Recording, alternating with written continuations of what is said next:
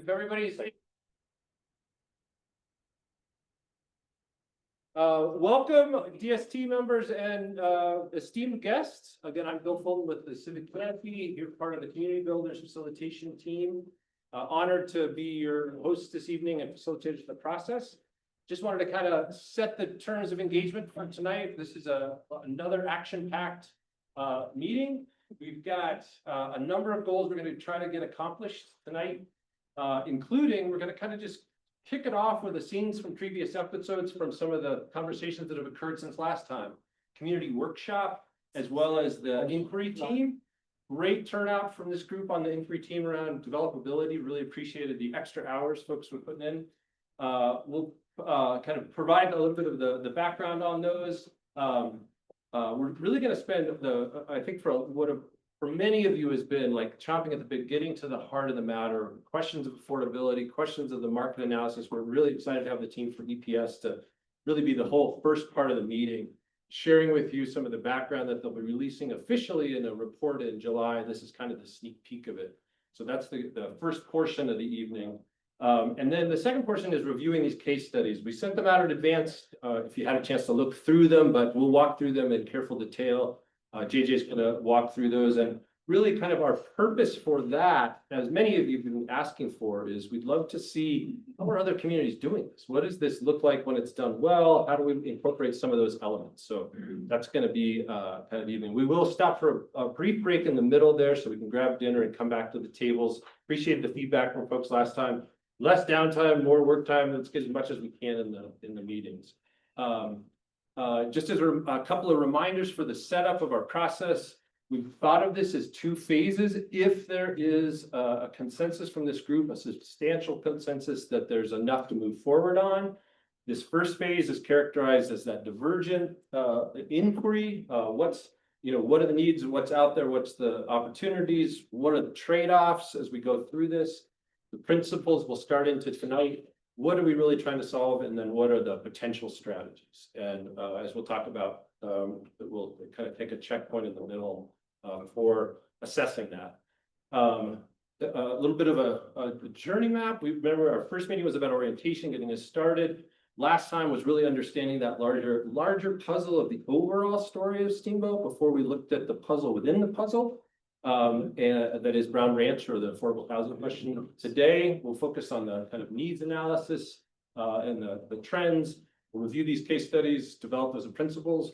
We'll roll those forward into July, where we'll start looking at different scenarios. How could we kind of accomplish the meeting of the affordable housing needs? What are the trade-offs? And then what does success really look like for the community? Finally, in August, that'll be the kind of time that we really ask you all, based on what you've seen, is that there's enough sense that we should move forward into phase 2. We have a decent chance of success. And again, using that kind of substantial consensus that Clark will talk about in a moment. In addition to all the conversations you all are having, we've been meeting with other community workshops. I know some of you came last time we were here. We really appreciated that. We're getting a chance to hear really some in-depth, thoughtful conversation with the rest of the community. We're launching these inquiry teams as we need. So there's other things that are kind of coming into the stream of conversation here as well. And then I wanted to pause and give Clark a chance to kind of tee up that when we get to the August meeting, what the vote or what that conversation is going to kind of come down to. So if you want to speak to that. Oh, sure. How is everybody? Good. Okay, real quick question. It's like first test of the night. Who sees Haley's name tag? All right, we got our. There you go, teamwork. Welcome. Be awesome. You guys do it. Yeah, so we thought it was important to just continue to make sure we're clear on our process and how we're moving forward with different things. And one of the really important components is this transition we want to be able to go through as a group, where we're sort of reaching some agreements on kind of core components and pillars of the project, so we understand the need together. We're sort of finding some agreement on those areas, but also this question of have we reached a point where it's become clear we really shouldn't be moving forward? And we wanted to touch base on this too, because we've heard from a couple of people just questions of like, wait a minute, is there what is this decision? How's this going to work? And really what it is an intention to provide sort of an emergency off-ramp if you guys are putting in this work and suddenly, you know, halfway through, it's really clear something isn't going to come together for us, especially when you think about those kind of pillars we're trying to balance of affordability, feasibility in place. If we learn something that illustrates to us, yeah, like it's not going to be possible to make those things work together, then it provides sort of an off-ramp for that, right? It is not actually, though, supposed to be sort of a place where this small group of people gets to provide sort of an up or down road vote on Brown Ranch project, right? We're not the property owners, like that isn't how it can work, but it would sort of put a stop to the process and say, we've learned enough that it's very clear there's not really a path forward here. So if you think of, you know, this is finding a path forward together, that's what that is. It's also not intended to be sort of a replacement for sort of a larger community decision where, you know, the community would vote on annexation or something like that. So we wanted to address that because that's a topic that came up in, you know, based on the newspaper article that came out recently. Is that helpful? Yeah. And it will give us a chance to kind of, you know, figure out what we learned and what we can agree on and what are the things we really need to work on. And phase 2 is sort of this transition into the little bit deeper problem solving, a little more tactical identifying strategies, whereas this one is really a lot of exploration and understanding. I was on a Zoom call, I think it was last week with all review, and that was about soils and everything. How does this fit in? Because we're not listed there. How does that information come? To whom? To us, to others? Great, we're gonna segue right into the summary of that, and so the quick answer is yes, all of the above, but we'll talk about what came from that and how that folds in here. We'll walk through that. And it's a part of the process, just to be clear, those inquiries, and we'll talk about them, is intended to help inform and give us more space for some of the learning we need to do. So just, we'll keep touching base on this, but just wanted to start the conversation now, so there's no kind of, wait, what are you talking about? What is this vote? So we'll kind of nuance that in as we go. So just a couple of quick reminders, the working agreement's got to start out with a Leslie note for those of you that are fans of Parks and Rec. What I hear when I'm being yelled at is people caring loudly at me. Sometimes it's hard to remember that in these conversations. We had a great kind of intro to the power of working agreements, and we really just wanted to kind of lift up how frequently people are reinforcing the best version of these. We've been running small community meetings all day for the last couple of days. The amount of listening back and forth, people diving into things they're passionate about, but still stopping to pause and listen has really been profound. And so you all kind of came up with that list in the first meetings that have been really guiding us to that sense of respectful and open dialogue. We're not advocating for fixed positions here. We're building shared understanding. And today is a huge amount of background knowledge. Building that sense of trust and team culture. Even when we see things differently, we're on the same team, trying to solve things for the community that we love. And that there's a clear and accountable process. We're trying to do our best to respond to everything you need, get information back to you, and really being accountable for reaching the goals that you've all set. So hopefully those are still in spirit and in practice tonight as we go forward into the next layer of these conversations. I'm just going to pause before we dive into this. Realizing that many of you came in even before you got a chance to sit down. I want to take about 3 minutes each table. Just whip around, just make sure you introduce yourself, what your name is. You might not have sat in these configurations, and then we'll come back and pick up with the flow of the meeting. So introduce yourselves to your table. We'll go back just a minute. Hey, Matt.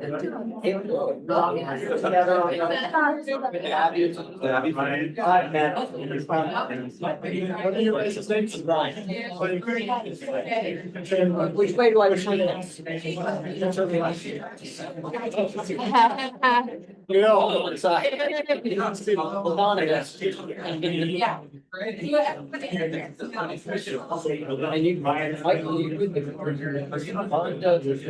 yeah. Something else I still don't. I've never done Michael last time. I didn't feel like our thing's not doing this. Together. And I think we used this last time.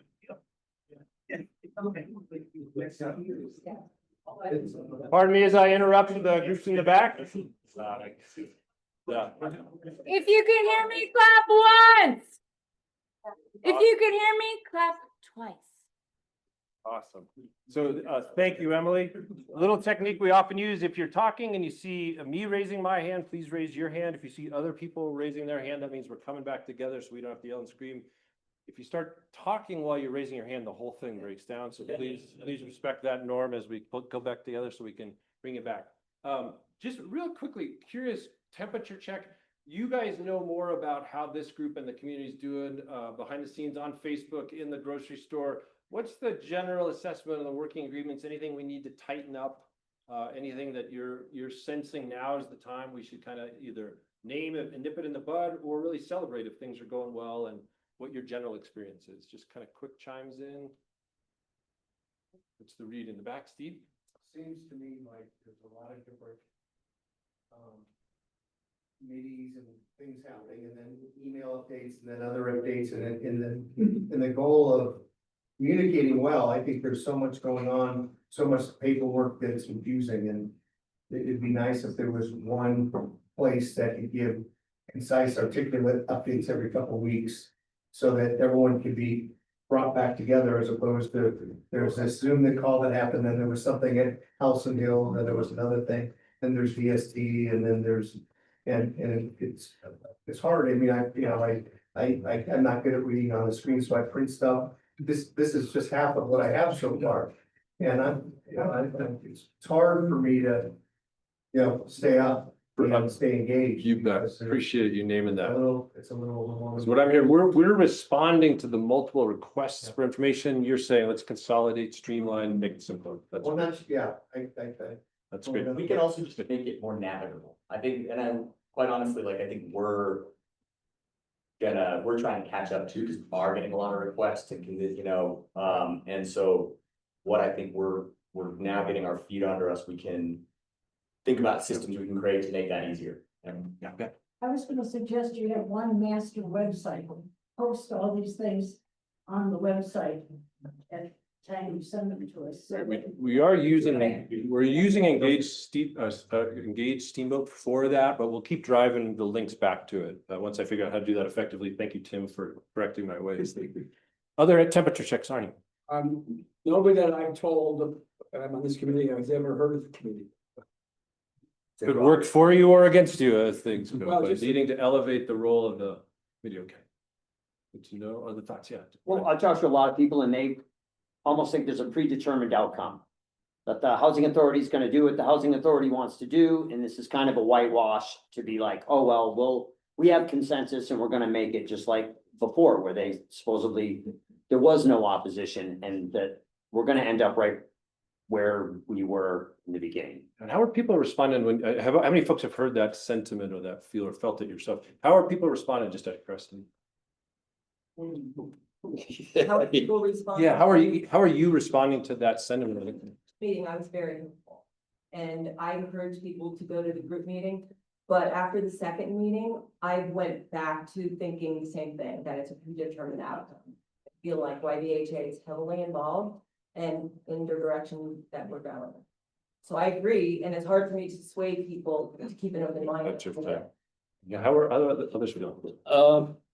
I would say that the comments from city council about 2 weeks ago from Mr. Pacino regarding the validity of what we're doing and how that data is gonna, how our decisions are gonna be used, and what our influence is over the process was not very helpful. Tightening up our relationship with city council. Yes. I just wanted to add that a lot of folks in 20s that I'm running into, so kind of, well, I'm on the upper end of that, but a lot of the younger folks who ironically enough talk a lot about housing so expensive, we really need affordable housing, all these things, they actually don't know anything about what's happening in Wisconsin. Broader outreach, yes. Well, what I see is we are not exploring all the options for this property in this group. We're just like, phase 2 is right around the corner, and it's like whitewashing full steam ahead for development is the way I see it. And we haven't discussed anything. Yes. Yeah, I'm getting comments, like you said, city market, just around that people are not necessarily opposed to the concept, but they're opposed to the density. They think that they're not putting aside enough acreage for recreational and public use. They just want to do 2,260 housing units, and yes, there's a definite need. But I have not been able to read anything that talked about, what about the original idea going back year and a half, 2 years ago, about having a rational commercial area so people could pick up some coffee or a Coke or breakfast or lunch or a snack without having to drive into town, or at least drive into 120 Lincoln and 129. And that there was also early on a discussion about putting some of the land aside to sell to poor market or market rate developers. So there would be a true mixed community support for mixed income community centered development. Well, 2,260 residential units for YVHA and nothing else is not a true mixed income community development, especially if there's no place to get a haircut or get nails done or pick up a convenience store without going into town, or at least partly into town. And it's just gonna add to the traffic issues. Right, so these, so let's get one more, and then we'll kind of get a sense of what those general temperature checks are. Yes. I mean, by my age, I don't see a lot of people that aren't of my age. And most of them are pretty, they say fair about it. I think it's like we've been at some of these rodeos before. And I, for myself personally, think that this is about me becoming educated about all the different facets, all the different demands and the soil, and what is it capable of and what is it not capable of. I don't have a preconceived notion. I don't think they're trying to push anything on anybody so far, but that's where I am. Well, so some of, oh yeah, do you want to? Just, quickly, because I want to make sure, some of what we're getting into are more tactical elements of the site and what should or shouldn't be there, just to remind everybody of what Bill just showed us is more like a map of a process. We're at like the very early stages of that, right? We've had, one official meeting. First one was an orientation just to help you guys understand what the process is going to be about. So just for those of you who are like wanting to see more, like, let's get into some of the solutions, we'll get there. And the potential uses of the site, but it's really hard to do that when we're coming from such different understandings of the situation, right? So that's just, the way it is in group problem solving work. And the other thing I just want to ask as we go back to the working agreements is, well, I think this is actually really good information for us. And one, because several of you talked about communication, one thing I'd like to say is that the city has worked to try to find some additional resources to bring some folks in to help with communication. So we're gonna hopefully do a better job of that. But a lot of this is about how you guys show up as individuals. So we've gotten a lot of comments on like what I think the project can do better. And I think that's really helpful. But a lot of this too is like you guys said in the beginning, like we need to be open-minded. That's a way you're gonna show up. And these are the things that we said and kind of what that would look like. He said, this is gonna require that we step back and learn and understand and do that together.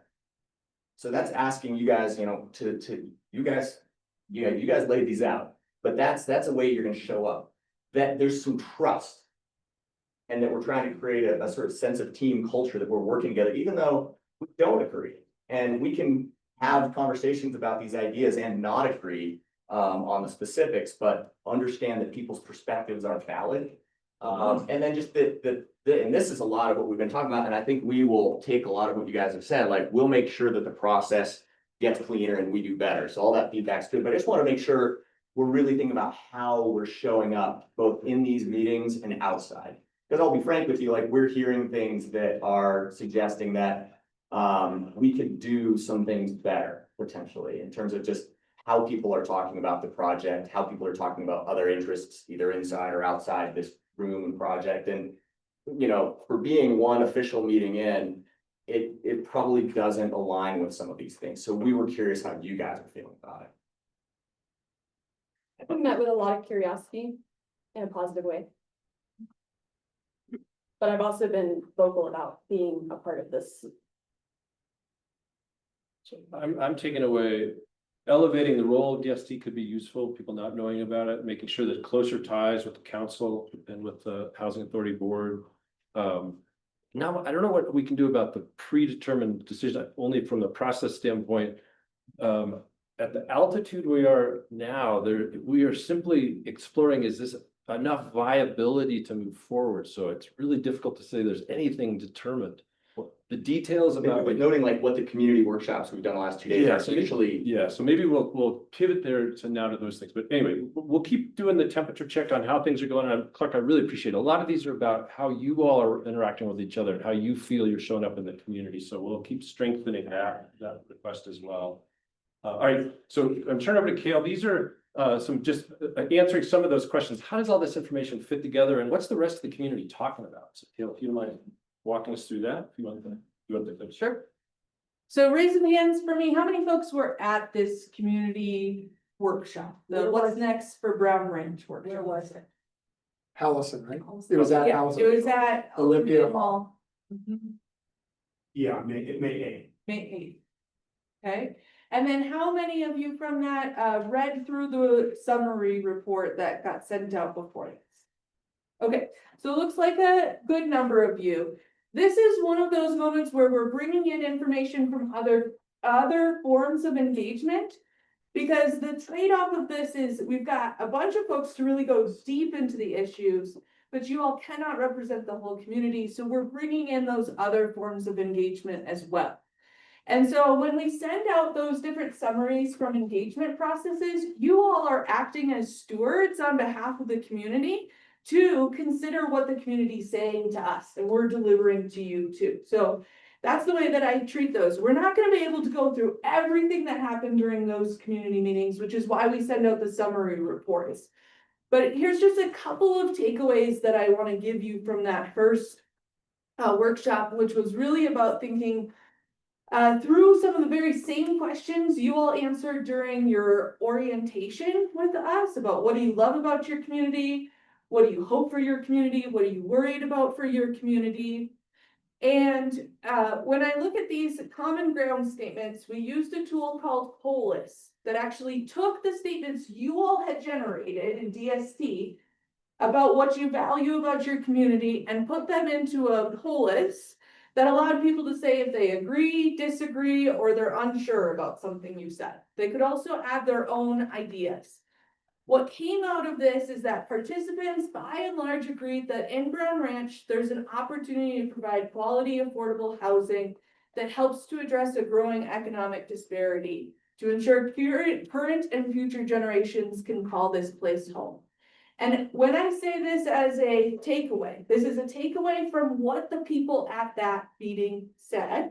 And I'm saying that based on this feedback, which is that there were 37 total statements that folks could vote on.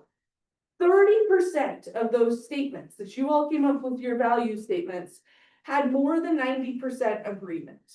So these are some examples of those. In Brown Ranch, I see an opportunity to take a proactive approach to planning for the future. Create a community where my kids and their future kids can live here and thrive here. This is just a sample, so I'd say go back to the full report to see all of those statements and how people voted in on them. What stands out to me is that I'm curious about like, what is the agreement in Steamboat Spirits right now? And this gives us a little bit of a cue of where there might be some agreement. It's just one community workshop, and it is the voice of the community. So that's how we're looking at this information. There were also areas of mixed agreement, which at like 90% agreement is a huge threshold, but anything less than that came into this category. And you can see some examples of this here, some of which are generated by you, some of which other folks generated. And what happened here is that we started to get into disagreement when it came to specific policy or design choices that could be enacted to achieve our goal. This was things like policies around things like the financing that would be required to do different things. It also, we started getting into disagreement where we saw who should Brown Ranch be for, and a variety of different identity groups that could find a home there. So this is where we really have to dive in, is these areas of disagreement, while acknowledging what is the agreement that we have. So that's just kind of a quick sample of that, so you can go back and learn more about it if you haven't read that summary. Then we also had the Developability Inquiry Team, and we talked about a number of different things during this session. It was a Q&A with a couple of folks who wrote key reports related to the soil at Brown Ranch. And at the end of that conversation, we ran out of time. There were more questions than we had time for, right? So I don't want to say that this is a closed conversation, but we did do one of those temperature checks along this process to say, is there anything that we learned tonight that means we should stop this process? That this is a no-go, we just can't move forward because there's clearly something that says we cannot move forward with thinking through this parcel plan. And the group that was there said, we want to keep learning and exploring from this conversation. And if you weren't part of it, this is a very, very simplified summary. And I'd love for you to go back to the whole conversation because we talked through a summary of the reports. What are the strengths and limitations of the reports? What do the reports tell us about building on the land? What housing types can get built on the land? What it means for market rate versus affordable housing.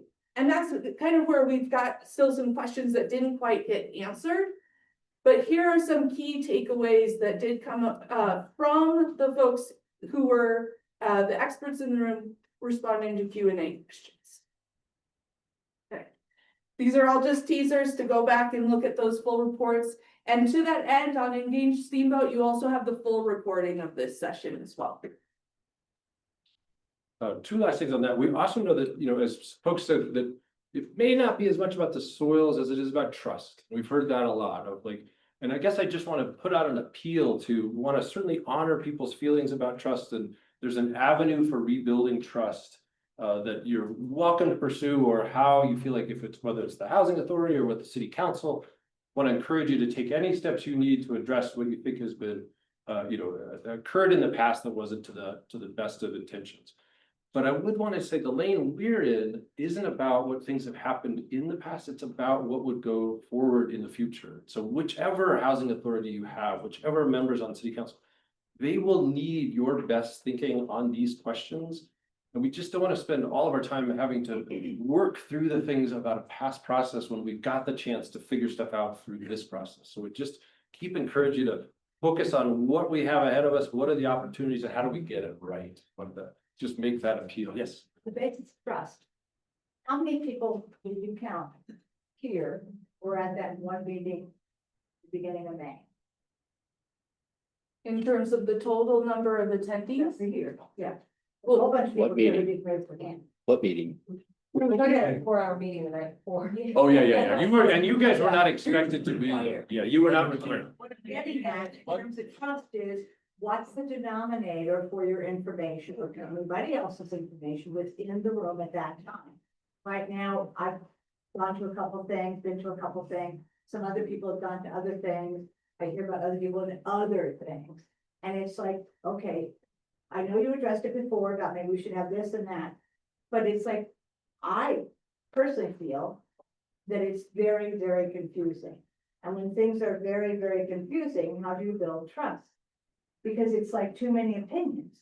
Like, how many of the people in this room right now went to the one, I think it was May 7th? Could you just? That was the DST meeting. Yeah. Oh, yeah. We're all almost every. Wasn't it DST on the Zoom the other night? that was a DST Inquiry Team meeting. So, well, do you want to speak to that? What's the difference between one and the other?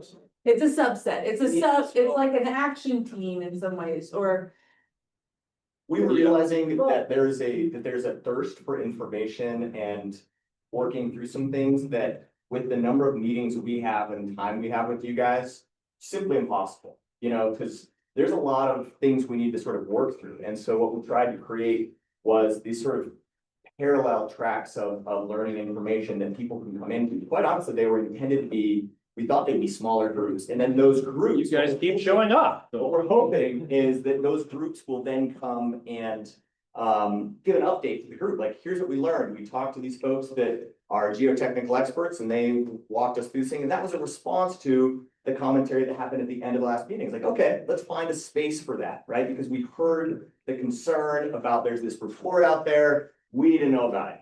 Great, let's unroll that and let's create some space for it. And what we realized in putting that together is, there's a couple different topics we could probably use this around. So one of the challenges I think you guys will have, and this part of this too for you, Noreen, is we covered in the very first meeting, which I know you were able to make, that there is parallel community engagement, the broad community, come on, everybody, that is happening with this work. And the community engagement is feeding into it. So that meeting that was at Hallison Hill was part of that community engagement. And that is intended to take the pulse of the broader public on some of these issues, so we can then bring that in and help feed that information into the decision-making and dialogue that you all are having here, and then bring some of the things you guys are learning and bring it out to the public and say, oh, okay, well, what do people think about this? So there's going to be this consistent go between those, and we do not expect everybody to be able to do all of that because it's too much to ask of you. That said, if you can make it, we'd love to have it. There is going to be an inherent level of I don't want to say confusion, but there's a lot going on. And so we need to do a good job of making sure that's communicated clearly so that you guys don't feel confused. And I think we've got that message. Well, hang on, what was it you called our meeting on the Zoom? The DST Inquiry Team. Okay, so are all the DST people invited to these inquiries? Yes. So I'm just looking for a pretty good base number, snap a line, and we all know what has happened in the other meetings, and we're not just the victim of some other piece of information that came in. I mean, like, you keep taking temperatures, and I'm like, okay, who was on the last temperature read? Who's here that wasn't? It's like, how did we get to them? So there were specifically people that said, we want to talk more about this soil report. And we set up an information session for them. I was on. And we gave it a name. And that's what that inquiry team was. And we realized we're going to be able to use those in other formats. Yeah. But I think message received, like every step towards meeting new information needs causes a little bit more confusion, and we get that. I think we'll still try to meet that balance. There's so much that people want to discuss, and I still think that was the right move to have a venue for talking through that stuff. But message received, it can be a little bit confusing. So we'll keep trying to do what we're doing here, which is if any of those things have happened, we'll keep circling that back for you all. Maybe a Can I short. just have a brief input on trust? I'm getting the impression that YBHA doesn't trust us.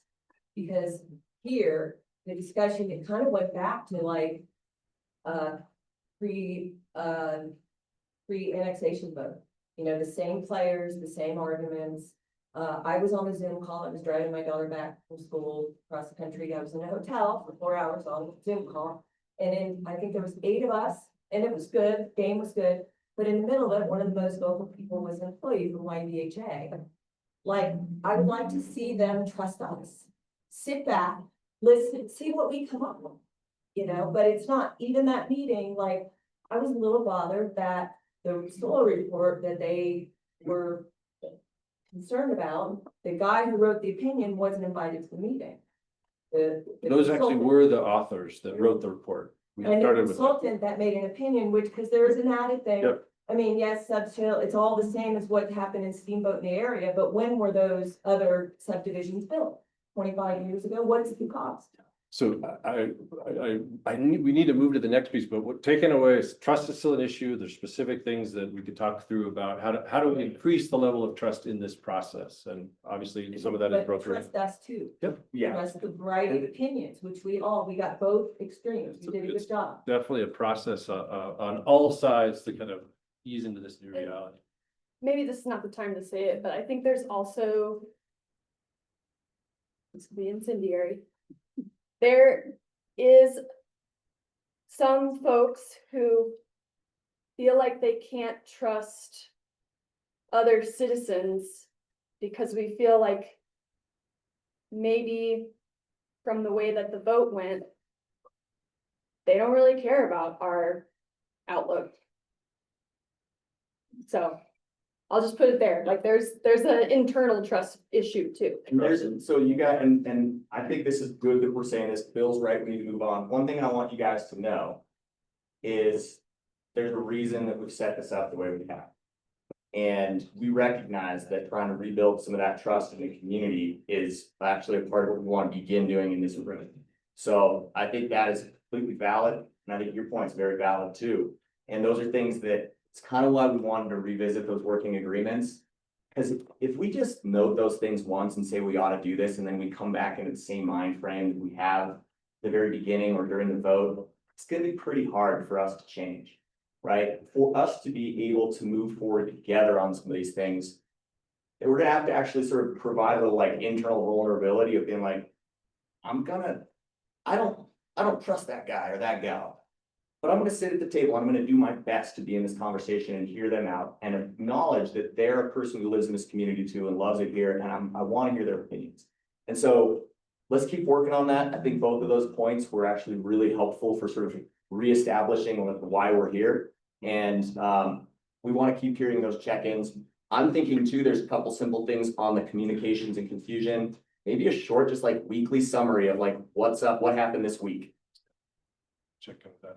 And then last point on the trust question, I just wanted to acknowledge that we do have guests from city council and the YVHA board that attend these meetings. So we're giving them a difficult job of being an observer amidst the conversation, to not be the lightning rods, to have everything go to Dakota, like what to tell us everything about city council.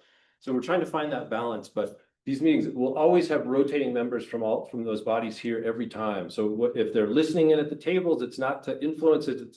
It's just to make sure that we're getting that communication flow and people are understanding as the background context. So I want to thank you for being here and for all the kind of community members that are attending as well. I've got to move on to our next topic, but that's part of how we'll build trust with going forward. So thanks for honoring them as they move around tables as we go. So move to the next. Okay, so with that, check in on where we've been, updates on the kind of testing of how the kind of norms and working agreements are going. We think that one of the things that will help build trust is shared information, to really be grounded in a shared understanding. And so wanted to invite, kind of go to the source and bring the best in the field with the most cutting edge information on the housing market and affordability. And we're very lucky to have Brian and Karen here from DPS. I'm going to devote the rest of this first half of the meeting to their kind of analysis of the market, housing and trends. And we'll do their presentation and then open it up for Q&A back and forth. And I'll turn it over to Brian. Thanks so much. Thank you. All right. Thanks for having us here. We're very, very pleased to be able to work with you all on this. So introductions. I'm Brian Duffany. I'm a principal at a firm called Economic and Planning Systems, which rolls right off the tongue. I'm based in Denver. Yep. My name is Brian Duffany. I'm a principal at Economic and Planning Systems, or EPS. I'm based in Denver. It's my colleague Karen Chen. She's an associate with us. And a little bit about us. I have the hardest time explaining what the heck it is we do. We are an economic consulting firm that works in the area of like land use policy, real estate, and economics. So I've been doing this stuff for about 20 years. I work a lot with mountain communities in Colorado on a variety of community development, economic development, and housing issues. Pretty familiar with Steamboat from work years ago. And we also do a lot of work on housing. And that's us. One more thing about me, I have a dry eye issue that I'm fighting today, and the allergies are kicking in. So if I blink a lot, that's why. So our goals are to provide you with some data. Raise your hand if you like numbers and charts. Okay, if you didn't raise your hand, it's going to be long. So very short. I apologize. We want to provide just some objective information on the housing market here in Routt County, and help illustrate some of the gaps or relationships between local household incomes and the cost of housing in this region. So a little more background. So we have been hired by YVHA to do a housing demand study. That is to help them think about the market and think about what I said, this mismatch or this how incomes and wages and things like that relate to housing demand, to help them plan investments in the near term and also to help them think about Brown Ranch. I think that we are a pretty objective third party. Our firm prides itself on objectivity. We really work hard to just stay in lines and present information as it is. Our work is being overseen by a technical advisory committee. It's comprised of one YVHA board member, Scott Ford, who's a local economist and former city council member, Andy Proctor, who is a housing consultant in Denver and a professor at Metro State University on affordable housing. So our scope of work is to do housing cost and affordability analysis. That's a lot of what we have to show you today. The meat of a big piece of our work is a household survey. Did anyone in this room get a housing survey? Did you take it? Yeah. Awesome. Unfortunately, we're not sharing the results of that yet. We're still crunching the data, so I apologize. So using all that information, producing some housing demand estimates to help us think about how much housing we need, of what type, at what price levels, things like that. And we're aiming for July for a report. A lot of work. This is our outline. So the information that's forthcoming, as I mentioned, is survey results, some more analysis on housing demand and development feasibility analysis, like the cost to build versus what you can sell or rent it for. Hey, Clark, I've got a green water bottle back there. Do you mind passing it up? Thank you. Great. Yeah, I'm not a good catcher. So I'm gonna go through this kind of quickly. We've got a lot, so I'm gonna throw a lot of numbers at you. Maybe I'll try to get through and come back. And some of the stuff we could spend half an hour talking about individual data points. There's a lot in here. So here we go. So job growth in Routt County over the last 13 years, job growth has outpaced population growth. There's a lot in that, but that's the larger trend. It can be difficult to sustain a trend like that when jobs are outpacing housing without relief valves. What tends to happen in places like this is that you get increases in commuting from further out from other counties that have lower cost housing options. We've interviewed a number of businesses that have told us about the challenges that they face in hiring and retaining new employees due to the cost of housing in this region. Our legend didn't show up here, but that's okay. I can wing it. I'll read the headlines. Routt County is aging faster than the state, and this is a trend that we see. I think in just about every other mountain town that we've worked in. Mountain towns are becoming older and more affluent. So the over 65 population percentage is about doubled here over the last 10 or so years. The percentage of the population, all other age groups shrank. Median age has gone up from just under 39 to about 42 and a half. Statewide median age is just under 38. So there's really strong demand for second homes or part-time residences, third, fourth homes in Routt County and throughout the Mountain West. Here, about 63%, sorry, blocking your view there. Okay. About 63% of the homes countywide here are lived in year round. About 37% are part-time residences. In the city of Steamboat Springs, as you would expect, there are more part-time residences, about 43%, and about 57% living in year round. And so that market for part-time residences combined with this trend, I think, is very important to think about in the evolution of this region. Household income or personal income is really is comprised of three sources.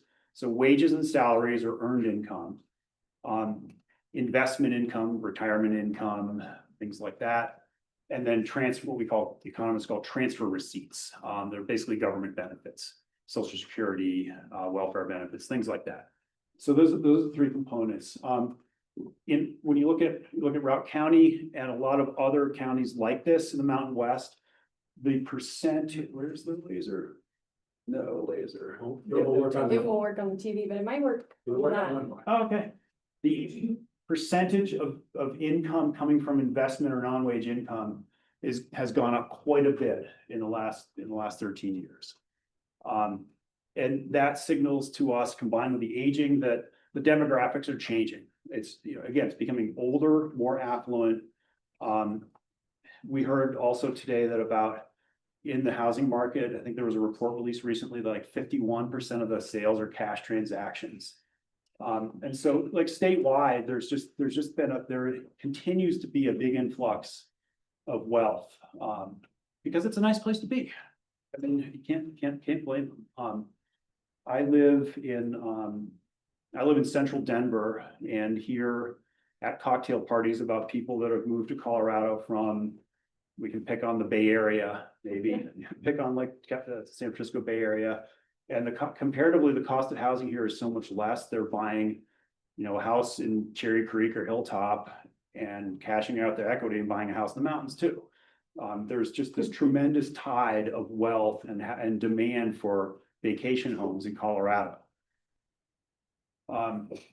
Household income. We're getting into like housing, like there's like housing 101, there's housing 401. We got a little bit of both here. I've got to talk about area median income. We've got some definitions of that later on here. Just like rough numbers, 2 people at 100% of AMI, 100% of area median income is about $100,000 a year, just like rough numbers. But what we see when we look over time is that the percentage of households in the higher income bands has gone up. The percentage of incomes in the lower bands has gone down. Percentage of households with lower incomes has gone down. There are a variety of reasons that happens. Some of it's the cost of housing, which can displace people to other places that are lower cost. Some of it's rising incomes, but this is a pretty stark trend to have, to see this difference in people earning more than 200% of AMI, roughly $200,000 a year for 2 people. That's a really marked change, and especially then looking at these lower and middle income groups where the percentage of households has decreased pretty clearly over the last 13 years. It's a tourism economy. So high-paying jobs are harder to come by. These are the largest occupations and the wages. So food and beverage serving, obviously that doesn't include gratuities. But these are the median wage or the average wages for like the top 5 occupations. So food and beverage serving, retail, about $37,000 a year, construction, about $53,000 a year. Business operations, I think that's like, accounting staff, things like that, about $70,000 a year, and food prep. So there's a lot of jobs that just, that pay less than the average wage, which is about $58,000 a year. Housing benefits. So home prices have gone up about 20% per year countywide. So the source of our information is, for Routt County, we used data from the multiple listing service. These stats might not exactly match some of the data you might see in the Sotheby's report and things like that. We've sliced it by different geographies a little bit, but let's just focus countywide. So the median price now is about 2024. It's a moving target. We do work and then we present it, and the data is 6 months old. But so yeah, at the end of 2024, median home price was about 1.15 million countywide. But You said Moffett County assessor, do you mean Routt? For the source? Craig's in Moffett County. So we used Moffett County data for Craig. That last, made me hard to see there. Okay, I just wondered, you're talking about Route County and you're sourcing Moffett County assessor data. For But route, Just as a comparison. he's talking about both. So all of this up here is Route County, Yeah, and that came from MLS data. That's from the ones. And okay, so the correct data is the only thing that came from, okay. that's correct. Yep. Yeah, so close to 20% annual appreciation. Again, that's a pattern we're seeing throughout the Mountain West. And then this like, Bill, if you could just turn up the volume slightly for yourself, just talk a little. yeah, sorry, I Outside voice, outside. don't carry that well. Yeah, really strong appreciation. It's a trend we're seeing throughout the Mountain West. You know, there was this wave of like post-pandemic, what we've called amenity migration. You know, people wanting to move to places like Steamboat, work remote. We have, I mean, even places like Stagecoach, which were historically more affordable, where, you know, working people often bought and owned homes out there. I have a good friend that used to live out there. That's the median price out there is like 900,000. So it's gotten expensive everywhere. Craig is significantly cheaper, but it's an hour away and it's a really difficult commute in the winter. Dangerous. Do you have any initial trends on 2025? Not at my fingertips. There are just gonna be a lot of homes going on, so I didn't know if it might be any different. There are, we've heard, you know, with rising interest that the market might be cooling. It would take, I've got some more information coming to show the magnitude of what this means. Yeah, that's just the same information visually. So just putting it in context a little bit. So comparing Steamboat and Route County to other areas, it kind of puts us in the same neighborhood as places like Breckenridge or Crescent Butte.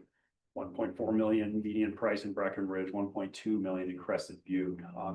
I think Steamboat was historically quite a bit less expensive than some of those areas, which might have been some of the appeal since 2019 for new buyers to come into this market. How far does your money go? So in Steamboat, if you have $849, that will get you 1 square foot of living area.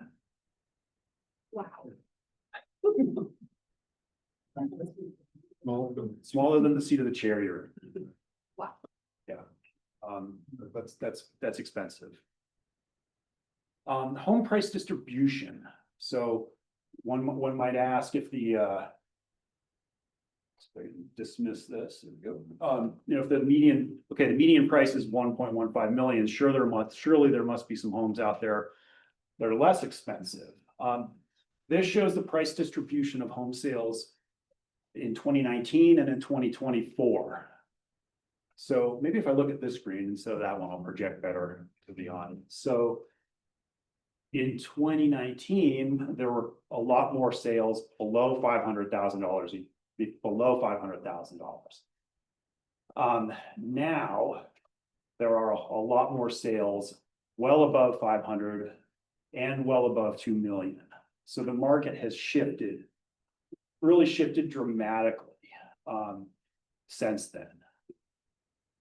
Can you just clarify that when you say home sale, you mean all residential transactions, not just single family homes? All residential transactions, say condos, townhomes, everything that's in them. And same with that per square foot price, that reflects everything. Yep. We had more time, we could probably do 6 more, iterations and slice that stuff. Rental rates. Just acknowledging home sale data is much easier to come by. It's the realtors associations and brokerage companies, they put out a lot of good statistics frequently. The rental market is much more dispersed and individually managed, and it's much harder to get information from. So a little bit more limited sample, but I think still useful. So in newer buildings that are shown in this table, the average rent in newer and more recently renovated buildings, average rent's about $2,900 a month for a 2-bedroom apartment. In our household survey, preliminary data from that is showing that the average rent people are paying is about $2,100 a month. So, that's a mix of people living in older existing homes, and a mix of, the newer stuff. So and that's common. You're gonna see the overall average being lower than what newer stuff is renting for. Sorry, are you saying 2,100 is for a 2-bedroom as well? Like Um, both 2-bedroom? It's just the overall average rent, so a variety of sizes. And when you say region, is Moffett County a part of that, Craig? Most of the responses were Routt County. But yeah, that's just our preliminary overall survey response. So it does include some people in Moffett County and a small handful of people in West Grand County. Okay. Let's see, in YBHA affiliated properties, there's just a sampling of some of the rents there. The average 2-bedroom rent's about $1,500 a month, or roughly $1,400 a month less than market rents. And most of those properties are restricted to people earning 80% of the area median income or less. So taking that stuff, I think if there was I think this is a really good takeaway slide here. This is housing cost burden. That cost burden is a term that affordable housing analysts use to describe. The definition is someone paying 30% or more of their income towards housing costs. They're considered cost burden. So a quarter of renters are paying half or more of their income in rent. And then overall, more than half of renters are cost burdened. So half are cost burdened, and then half of them, is that right? Yeah, I mean, it matches the colors on the graph, are paying more than half of their income towards rent. Yeah. Quick question, are assets judged in any of this? Like, are there people paying a certain percent of their income, but they have a trust fund somewhere? This is annual gross income. So so- it doesn't include trust funds? Correct. Yes. So I'd just like to make a comment for your teams.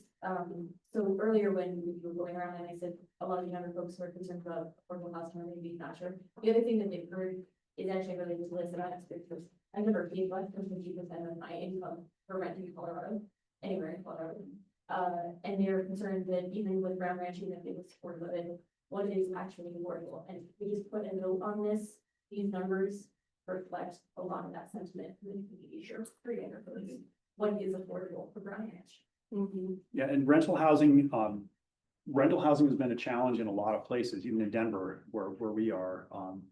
Rents have been increasing pretty fast. And it's a combination of market demand and it's supply and demand. Good. How do you have any knowledge or data of investment owned rentals versus people owned rentals? Oh, trying to segment them out. Right. Versus like who's charging more. No, Right. No. So area median income, we talk a little bit about this. This is a complicated topic. I just want to at least get the definition out here. Area median income is a term that's used by housing practitioners, people that manage affordable housing, run housing programs, and also other social programs. It's used to qualify people for housing or for programs. The AMI definitions are published by HUD, U.S. Department of Housing and Urban Development, annually. They're available for most regions, most counties in the U.S. The Colorado Housing and Financing Authority, or CHAPA, also publishes them using the HUD definitions. And this is getting a little bit in the weeds. They're a program compliance number. They're not a demographic statistic for the nerds in here. They're kind of related, they're kind of close, but they're not really the same.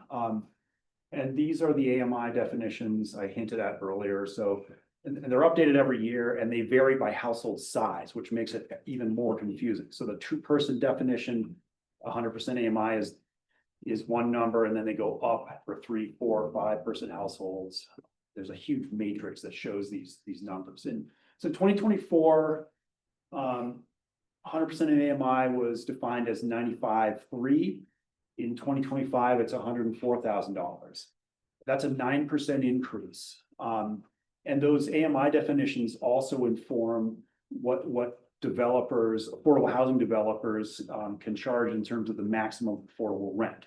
Now, individual housing agencies can have different policies on that, but if it's a federally funded project, then they have to comply with, with these income and rent definitions. Probably enough on that. I hope that was a little bit helpful, but it's informative as we get kind of down the road here. Go ahead. The factors that go into the AMI, Ralph County, they include these very wealthy households who have incomes, from other, not from work. Yeah. I mean, if you were to take all of the lower income people that you have on one thing there, like the busmen and the nurse and whatever, it's like, that's really our problem, is that it's that group. What would the AMI be on that group and separating out the wealthy incomes? Yeah, that's a great question. There's we're trying to look into this. There's some strange things happening with the AMI definitions, especially in high cost mountain areas.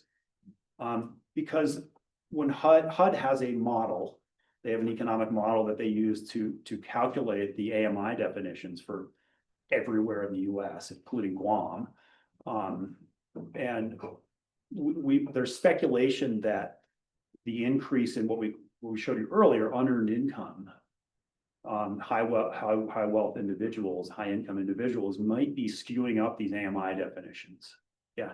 Well, correct me if I'm wrong, but median is different than average. So if you have, a handful of people making a lot of money, you don't take the average, you take the median of the middle of where the large majority of it. So medians gets you to a pretty safe place of reality. It eliminates the lowest of the lowest and eliminates the highest of the highest. So it's probably good because there's enough data here to make it statistically valid and relevant. I guess I think from a protocol in here, I shouldn't be, I'm just kind of curious because I think you're throwing a lot of numbers in, and as more wealthy people here, you have more income stream from wealthy. And I know you're saying that it's okay, but I don't, I question that. I think it's definitely better than an average statistic, but to your point, I think it would be interesting to see what these numbers look without unearned income. Yeah, and you can't one can't disaggregate that from the HUD statistics. Now, and to make it even more confusing, when you look at the census or now the American Community Survey, which the data lags, we work with what we have.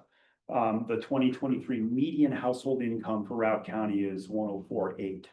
So there's a relationship between these numbers, but they're not one-to-one. Can I make them? Yeah. I think what it means, Noreen, is that if affordability is defined as not paying more than 30% of your income on housing. So if in order for us to do that here, we have to have higher AMIs. We have to be able to allow people with higher AMIs that 120% or 140%, because they're still going to find unaffordable housing. They still can't, even though they're making 100,000 for a couple or 140,000 for a couple, they still can't afford a home in the sense of being able to spend less than 30%. So that's how we have to adjust here in Denver. You might not need to go to 140% to cover people in affordable. I'm gonna try and bring it around and then we can take some more questions. The reason I was going into detail on AMI is because we use that to make some estimates of what housing costs people can afford at different income levels. It's a standard, it gives you a nice standardized way of looking at it. There's a bunch of math behind this chart. We have in a slide we can show you if you want to go to that level. So this chart shows what someone has to earn. I'm sorry, it shows the difference between the median home price and what people can afford to buy at different income levels. So our 100% AMI 2-person household can afford about $360,000 in a home purchase price. The median home price is 1.15 million. So they would need another $780,000 to afford the median home price in Routt County. That's not income. They would need, no, they would, right, they would purchase, they need come up with a way Can to we translate buy. that to income? Well, at 250% of AMI, they're still not there. Mm-hmm. At 250% of AMI, they can afford $950,000. And that's Home- using, You're talking about like amortizing over 30 years. Or qualify Or what do you need, you're asking, what do you need to earn to afford the median home? So if 100% of AMI is $95,000, to get an extra $789,000 of buying capacity, what you probably need to make Triple your income. $250,000. At least. Yeah, I think. You're not saying people need to earn another $789,000 a year. Right. Yeah, they're short in their purchase price. Yes. They were able to mortgage this amount and they're short that amount. So at 250% of AMI, which is, let's just keep it simple, $250,000 mass or minus. They're still short $200,000 to afford the median home price in Routt County. Again, another question, and that is, what does what I consider to be a very high AMI, the 104,000 now that you have, what does that do in terms of the affordability index? I mean, all of a sudden, you've got a 100 grand, let's say, plus or minus. That is the affordable one person. So that means there has to be more subsidies, doesn't it? For the housing. There's you either have to have cheaper housing, or you have to have ways to, other purchase assistance programs to fill this gap. But to fill the gap, Or you rent. something else has to come in. And I think what Noreen might be getting at, and you referenced this earlier, which is a really important component, is like, because of the demographic makeup of our community and that people that, when we look at income overall, the community as a metric, there's a lot of folks in our community that have passive income that are doing better, they're more affluent. But a lot of folks are making wages and that's their income. So I think part of your point is just that metric of area median income as the benchmark in a place like this has potential, it is potentially problematic in the sense that for workaday folks, it's probably even harder than we're realizing, because they are, if we were looking at median wages, Right. that'd be a different thing, Right. because there's so much of the community that doesn't have that passive income. Yeah. That is like how they're getting by. And I think that is a valid point that some of us have talked about in a larger, framework of affordability for a while. And it is, we can't solve it here, but it is true. But it's an impact. In other words, let's say, I'm on Social Security. So let's say I get 40 grand a year. So mine is for one person, 40 grand, there's 95. So what happens is, two people for the.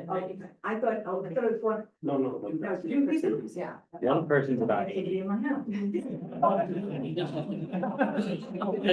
Get a point for you.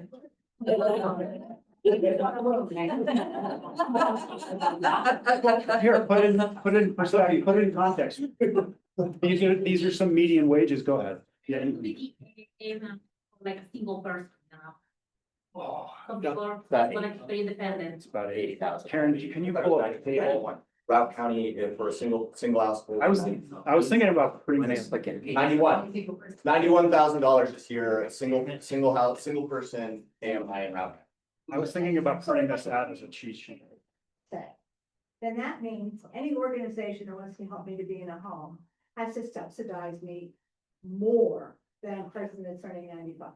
Definitely, yeah. The further you are below that, you're at a lower level of the kind of income spectrum, which means that's where we need more help. And And that's part of what what I'm- Brian was saying is that in these mountain resort markets, in like, back in the old days, those are the folks who we helped with affordability policies and subsidy. And folks who were making middle incomes, like they could get into the housing market. And what's happened is now you can make you just said you can make 200% of area median income. So, in some other place, you'd be doing pretty well. and you still can't get into the housing market. And so what the sort of message there is the extent of the problem is very significant. It means I'm gonna cost a lot more for somebody to build me something. Right. You just have a lot more need.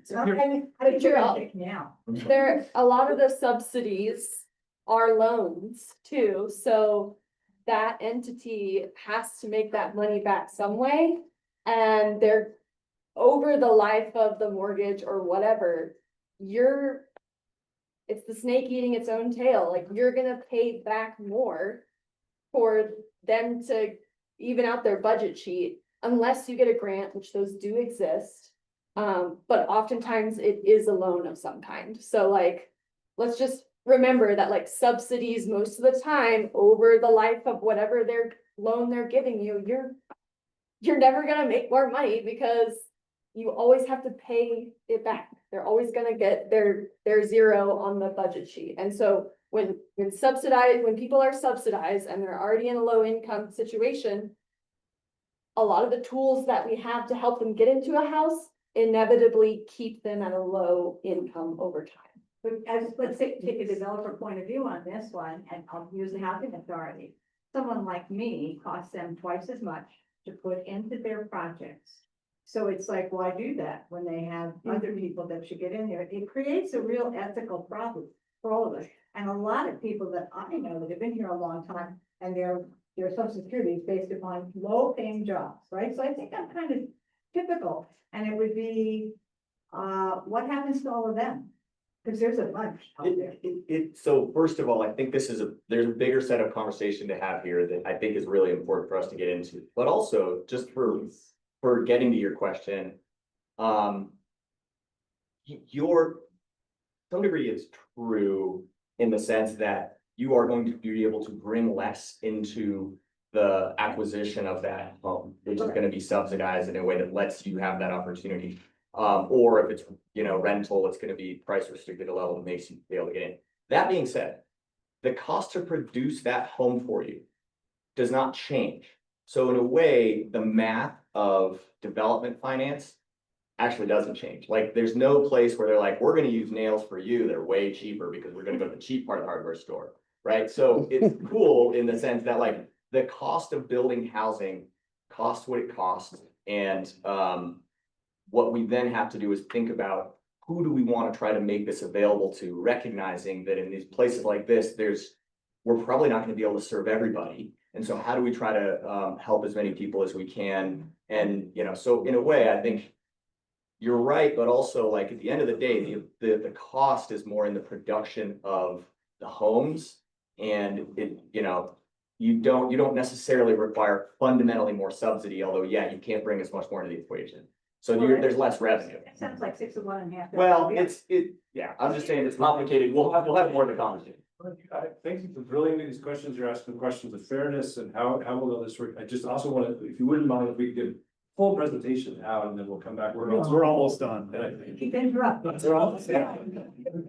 So people were asking questions about wages and AMI. This helps put in perspective a little bit. So healthcare diagnosing or treating practitioners, think like radiologists, pretty specialized, skilled people on median wage or average wage of $102,000. So two of them can't afford the median home price.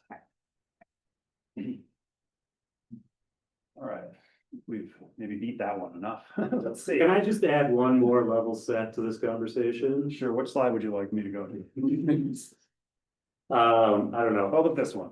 Sure, whatever. I think there's a general tone of the conversation that if you have passive income, you're affluent.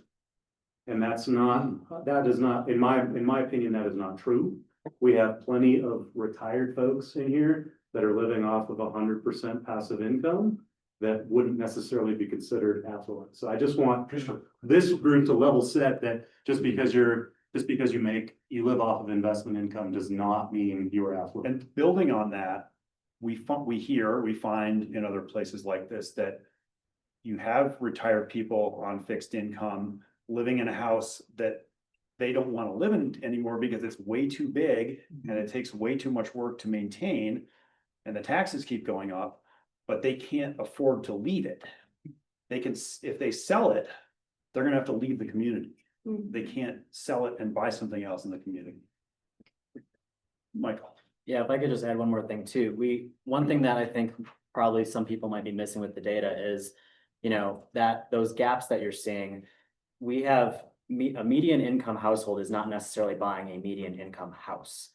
50% of the houses roughly are not occupied most of the year.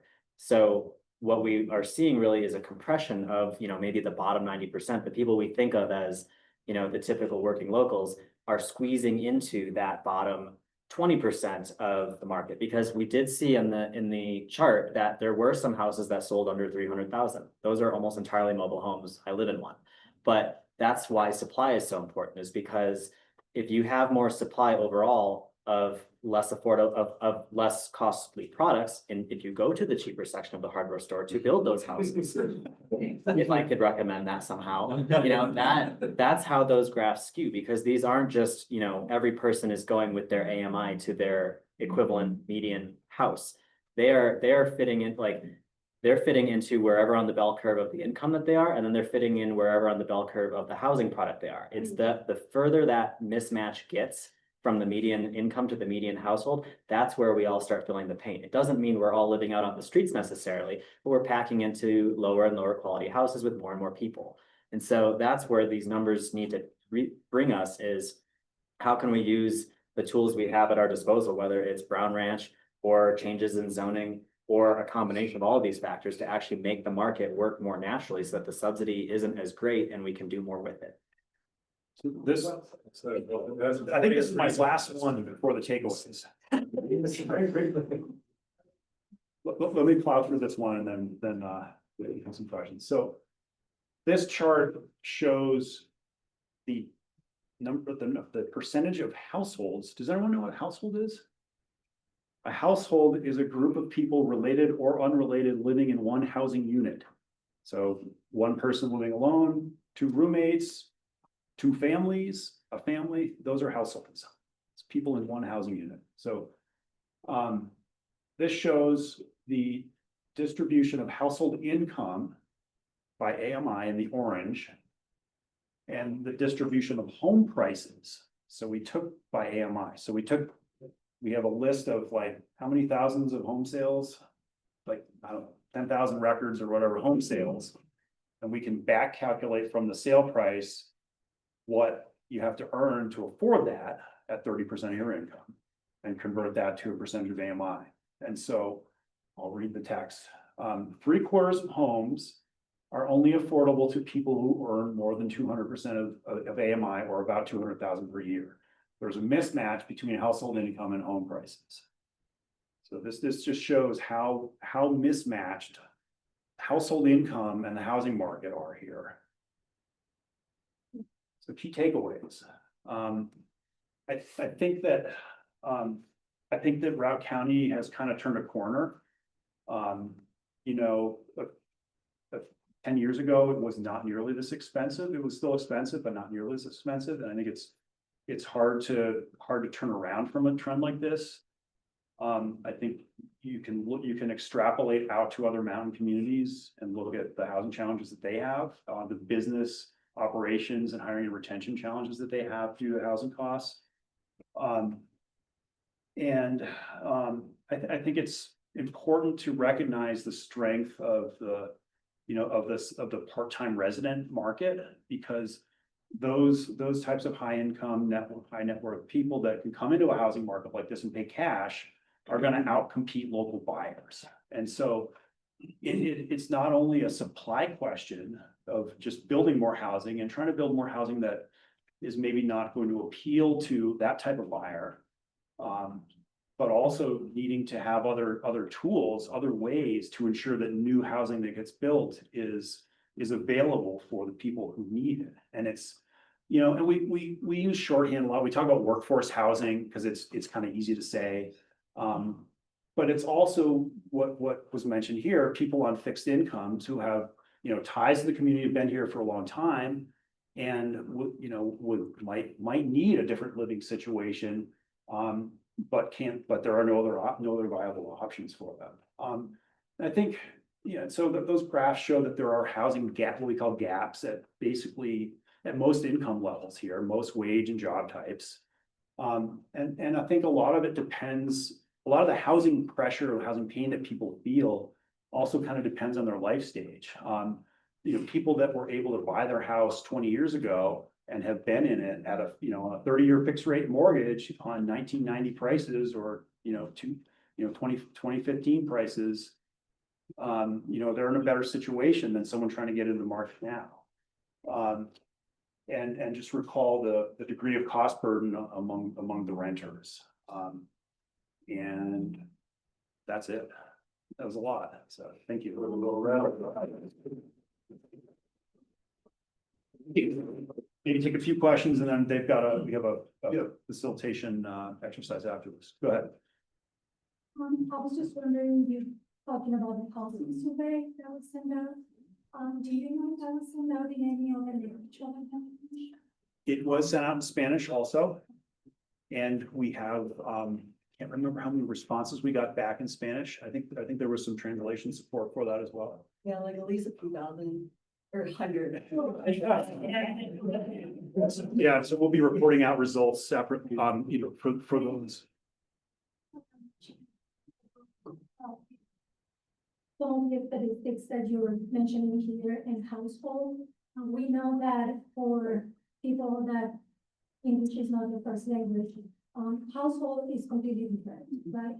So we're talking about not even just rooms or that are rented, but we have people in our community that are renting beds, right? So we're renting beds in trailer parks or in trailers. So it looks a little bit different, and that's probably 10 to 15% of the population. Yes. So I think just want to make sure that that's included and we're Thank you. not forgetting about those that maybe So why don't we go way back and then we'll work our way up. Go ahead, sir. I'd like to ask about how the square footage for apartments and what's the preference? If you granted any studies that show the trade-offs between what people want to pay for a small square footage versus a larger one, such as somebody young comes to town and they want to ski and be part of the community, and how many square feet do they really need, and how will they pay a lot for more, or what can they get by with? A little bit of trade-off. Or what's the trade-off for a family before they move down valley or not? And any studies like that? That's a great question. Off the top of my head, I don't have a good answer for you. Off the top of my head, I don't have a good answer for you. We have some questions like that in the survey data that we're analyzing now that's gonna try to get at that. I think it's a valid question. It absolutely is. Is it central to the whole? Yeah. Whole project? Absolutely. We'll noted. Thank you. Chris? Me? Yeah. No. How did you determine to select the people who got this survey? We were working with another firm, called RRC Associates based in Boulder. They are a research firm, that that does a lot of survey research, and they purchase mailing lists, and they have it's a random sample on those mailing lists, and voter registration records. So how do you know you get an even distribution of, like, a representative portion of the population? How I is that? need them to answer that question better. We have 20. Just says buying, Yeah. I'm a mathematician, but just buying email lists doesn't give you. Yeah, I think they use voter registration records. So. But your income isn't tied to it. That's. They. Yeah, I gotta do my best on this one. But they sent out. They had multiple channels. Okay. I think one was voter registration, one was email lists, there's other text lists you can buy. And I can't remember how many they sent out, but we got 2,700 responses. Which is a pretty big number. I think the statistics people would tell you, like a good sample is like 30 to 50. Nothing's perfect, but they feel comfortable that is a broad sample throughout the county, and they oversampled in smaller areas, you know, in smaller places like Hayden, South Route, to try to boost response rates there. But just in follow-up, none of what you showed us, the data you showed us is not from survey. Correct. Okay, you knew that, okay. Okay. That's. We'll also, We can get just you a for better people to answer know, on like, that. we'll have the opportunity to get more of that information. Sure. Sorry, I couldn't answer that better. For example, on that survey that you guys are still analyzing, do you guys make sure at least that a lot of, like, there's a lot of people, like residents, like the people who have green cards, they're not able to register to vote? Have we made sure that, have you guys made sure that you reach out to those people? But they're still, you know, legal in this country, and many of them like are like a Yes. regional, resident status. And that's hard in the census data too. People, you know, in minority communities, disadvantaged communities, they don't want to fill out the census because there's distrust of the federal government. But we worked with, Emily, do you remember the name of the group we worked with to help with the distribution of the survey to non-English speakers? Yes, we worked with the integrated community to distribute the survey. You know, that they send text messages, multiple times during the billing period. Just for everyone who doesn't know me, I'm Emily, I work with Valley Housing Authority, so I've been working with the EPS team and RRC on this effort for probably about 9 months that we've been working on this study. And I just wanted to echo what Clark said, which is any answer to your questions we don't have that we can't answer today, I will go back to RRC, the firm that did the survey, and we can respond to it. But I did want to mention that the household survey was sent to 4,000 randomly selected households, and after that random sampling period, we did our very best to reach out to as many people as possible to just opt in and take the survey on their own. So if you were not part of that random sample, hopefully you were still made aware of the opportunity for survey. Thank you. Thank you. Yeah, go ahead. I was just wondering in your more general presentation, do you have any information on factors related to things like HOA fees, down payments, things like that, mortgage qualifications? You mentioned the cash purchase issue. I know of some folks who pay $1,200, I think even up to $1,800 a month in a lot of the HOA fees here. So when you're adding that with already pricey mortgage, that's impossible. It's a lot. We asked that. Was that included in that? I didn't think it was, but. So in that affordability calculation where we showed the graph, that actually does not include HOA fees. So if you add HOA fees into that, it gets, you know, that gap gets even bigger. Right. Do you happen to have any of that available? Could that be included in some of the info? In the survey, we asked what people pay for HOAs, and we have some data on that. Do you remember off the top of your head, like rough preliminary caveated? Pretty high, like. I've heard 700. I've heard up to 1,800 in Steamboat. I don't know. It's I very. have at least over pay 1,200 to 1,500. Yeah, it's not that high. People are paying a lot in HOAs and certain places. Yeah. If they're gonna be HOA stuff with that, means how is that calculated into affordability? I want to do a time check with our facilitators and maybe see if there's anyone we haven't heard from yet. That is questions. Here you go. I have a question, and that happens about trends, if we go future. It's like, I don't know trends, I don't know how we get that kind of information. We're in a political upheaval right now, but more than that is we are not like Aspen, I think. And I really wonder whether some of the trends that we have faced through the pandemic will continue on. The real estate sales, a lot of them are starting to come down. And, you know, it's like the big ranches, no, but in terms of housing, I'm seeing that coming down.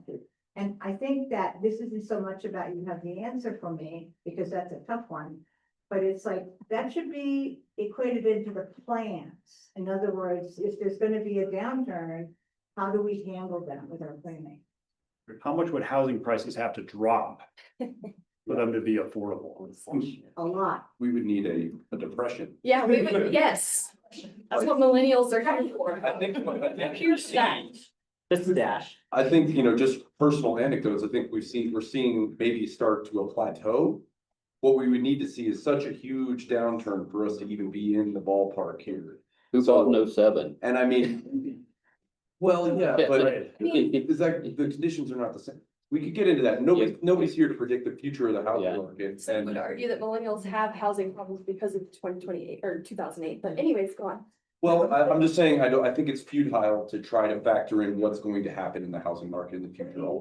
Big companies, not Yeah. like East West, who most probably, Yeah. you're gonna get it now. But the thing is, that do trend, they do snap lines up. Big companies do. So I think that's an important. You hire outside- companies like EPS to do it.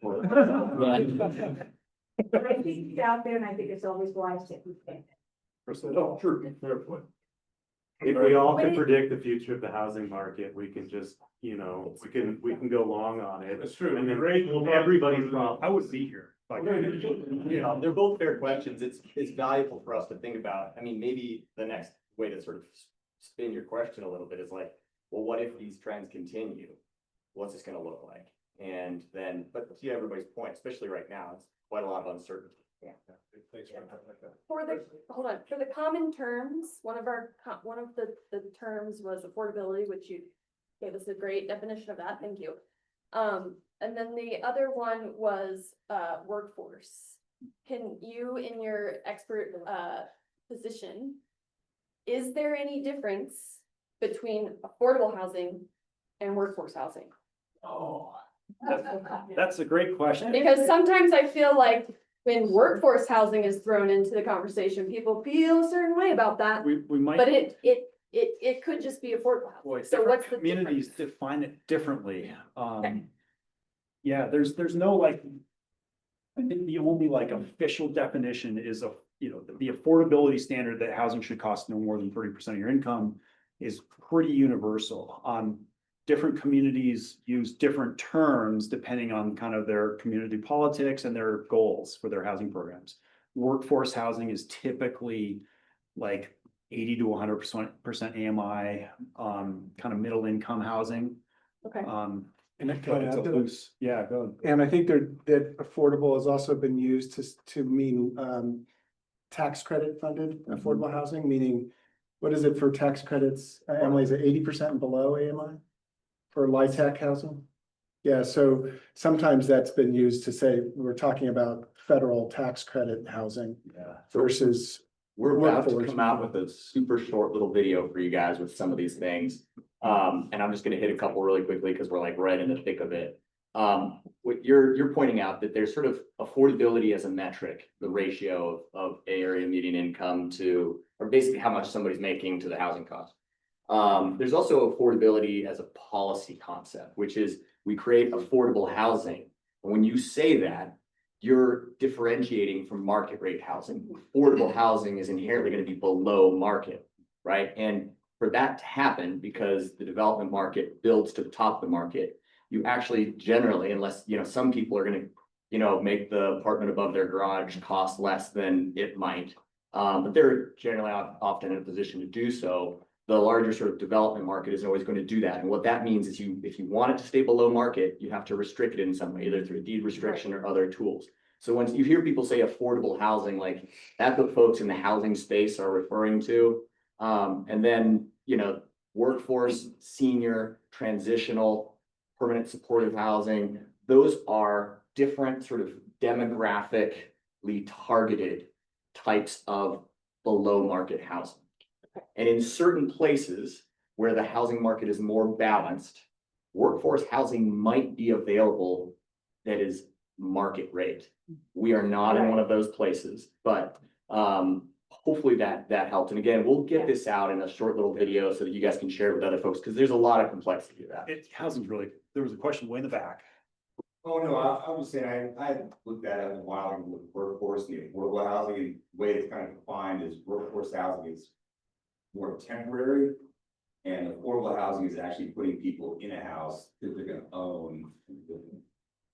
So that's generally, I think in the larger field, it's just that when you're talking about workforce housing, you're trying to, from a policy perspective, make it so that it's available for folks to live in that are part of your workforce. And one of the ways that people are doing that right now is by using deed restrictions that are not about keeping prices at a certain level, but actually, that people work within the area of where the housing is. So again, we can come back there. Just a further comment on workforce versus affordable. And you're right that it depends on the community. In major cities, New York, Chicago, even St. Louis and San Francisco, the perception is workforce housing can be market rate. That tend to be necessarily ownership unless you're talking about starter homes and major developments where they have economies of scale. Whereas affordable housing tends to have the perception of government subsidized, Section 8, less people employed. Back in the politically argument days of the 90s, that was regarded as affordable, tended to be perceived as this was welfare housing, whereas workforce was more of the economic lower to middle class, where people could sometimes afford both ownership and rental in market rate housing. So you've got, at some places, the perception of the term affordable is less positive than the term workforce. Communities call it different things because the way what they call it has meanings to their constituents. Right, piggyback on that to segue into our discussion. So one of the things that's coming up in the community forums, the focus group, is this exact point, the stigma around the term affordable housing. What started to change in those conversations, which I would now like to bring to our small group discussion, is you have stigmatizing and division around affordable housing. When you say that housing for people, housing that people can afford, it changes it a little. We want people in this community to afford to live. We want people, that's the conversation that I think we're driving towards. So these questions are going to help us get there a little bit. After a presentation like this from Brian, it's like, those trying to memorize things, all those facts are just kind of hanging delicately in our heads. You got to kind of use them and apply them. So we're going to ask you to do an impossible task in a room this big. It's going to get really loud, but just to turn to the person next to you, maybe a small group of 3 if you need it, but not a whole table discussion, just to the person next to you, and go through a couple of these questions. Try to make sense out of what we just heard. What is the, what have you learned about those trends, and what kind of housing do we need in your community? Who's it for? And what are the challenges and realities in the market that you're solving for? Just to digest a little bit of what you've just heard, because that's going to be really critical as we go into the next phases of this work. Questions up on that? Turn to the person next to you. Now, let me just remind you, when I raise my hand in about 5 minutes, what do? Raise your hand. Thank you. Few minutes before we take a little quick dinner break, just to kind of lift up some of the points that people were making after you had a chance to digest it, just to think through the implications of all that data that Brian just shared. So, just kind of moving around the room, anything over here, some of that we haven't heard from yet tonight, something that stood out from the, We need housing for normal people, Tyler. Oh, gosh. Yeah. I as you can see, in the statistical sense, so not the. can't say. Okay, I don't know anybody more. There's, this data is skewing towards extremes, and so finding ways to kind of provide housing across the continuum, if I could insert that. How about from the back group? Any things that came out from your discussion? We've just been discussing the fact that while we're talking a lot about the cost of housing to buy, live in, as opposed to the cost of housing for a longer term rental. And it seems to us that it's going to be difficult for even people making the 200% of AMI to be able to start off by buying something. And we should be focusing a lot on the availability of rental that could be afforded by those making 200 and less percent of the AMI. Or for purchase and for rental. Great answer to that. Moving over here. New voices, we have the front. Yes. Like we talk about all this AMI, percentage and all that, but should we focus on the wages that we do in a Steamboat? Because where are people that they serve in a restaurant, and they may maybe, with like $38,000 a year. And even if they have a couple, they have a boyfriend, and then they cannot make it to afford a house or anything. Interconnected point, what's the wage level in Steamboat right Exactly. now? Based That's a on really that. important. It's a really important point. Thanks for raising that, which is kind of what Noreen was talking about. Yeah. I think something stuck out to me with that is the enormity of the data, right? Like, we're not working right at the margin where we're gonna twist dials a couple notches and get there where the market rate housing fits the workforce. These extremes are massive. And so when they're that massive, like, I think we need to look at solutions that are equally as massive. And I think, when I see that data, what hits me is that we're so focused on City of Steamboat Springs limits. And in reality, we have a demand problem that's exacerbated this to extremes. There's no depression, more or less, in the world that's gonna drive those prices to a level where somebody making 100% of AMI is gonna buy a house here at market rate, right? Like, that's flat off the table. We live in, I think, the 12th most expensive place in the nation right now, by county. I think we were up above Maui County when that survey came out. So, we're pretty hot in demand. When we're that hot in demand, should we be looking at a broader geographic area that perhaps isn't in such hot demand to solve this problem? Because again, not gonna twist the dial a little bit to solve this problem. And chances are, subsidy you're gonna need to twist that dial here in city limits so high that we all in this room could lose $500 million. Right, so maybe we should be looking wider. I mean, to stick with your analogy, I agree, right? Like, there are definitely other places we should be looking, but there are a lot of dials we should twist, like there's no one quick fix, right? Sure, providing affordable rentals is as important as providing affordable homes to buy, providing transportation to other outlying communities. It's all part of the same picture, right? We're not gonna fix this Brown Ranch isn't gonna fix this on its own, but I mean, I maintain that I think that it's a very important part of it. All right, just wanted on that note, as a preview of that's a good focus of what our next meeting will be about. And what we were doing in communities today was looking at broad strategies of housing in the region, infill, Brown Ranch, and we'll bring that data to you next meeting, but that's where we'll pick up. Instead of people fighting against each other, infill versus Brown Ranch versus what's the right proportion of all of those? So great to hear that conversation starting again. Help us too. One of the things we were talking about is acknowledging that, increasing supply is one of the key factors we believe in creating affordability in this town, acknowledging that growth and supply. We're not going to take the existing supply of housing and cause a recession and push it all down. So the other knob you have a twist. Haley was ready for that. Those are gone. We have too many of those. And just embracing growth. So I may keep coming back to this multiple dials, multiple twists, the theme of it. Not one thing we've been talking about is everything. Yeah, and that's a great way to put it. And that's why I think that we've just been focused on one thing.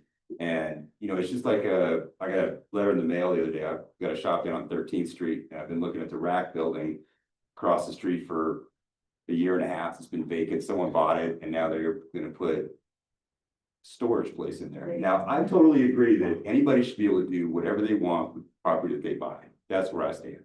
But I'm like, as a city, like we've been so focused on Brown Ranch that why didn't someone go, you know what? And again, commercial is at a high premium in this town too. I don't want to take it away, but maybe we can make some somewhere else and use that land that's within walking distance of downtown instead of having a storage facility. I just look at this stuff and it kind of puzzles me now, We kind of agreed on who do we need housing for. We were saying there's like a hollowing out of the people that every single person in this town depends on. The healthcare workers, the first responders, the police, the teachers. And so who do we need housing for? I think those would be agreed as a priority. Well, just from the data, we Yeah. pointed out the radiologist tech for 2 of those 206, and that was a data point that really stood out to me. And then the percentage of houses that are empty, it just seems like there's an opportunity there to talk about that as a problem that can be addressed. Like we've got all this empty housing and it's owned by very wealthy people. So to me, that seems like a resource that could be reallocated. Powerful flip of perspective. Okay, but keep it clear, just to. Sorry. Sorry. Scale, that is so great. I love systems thinking.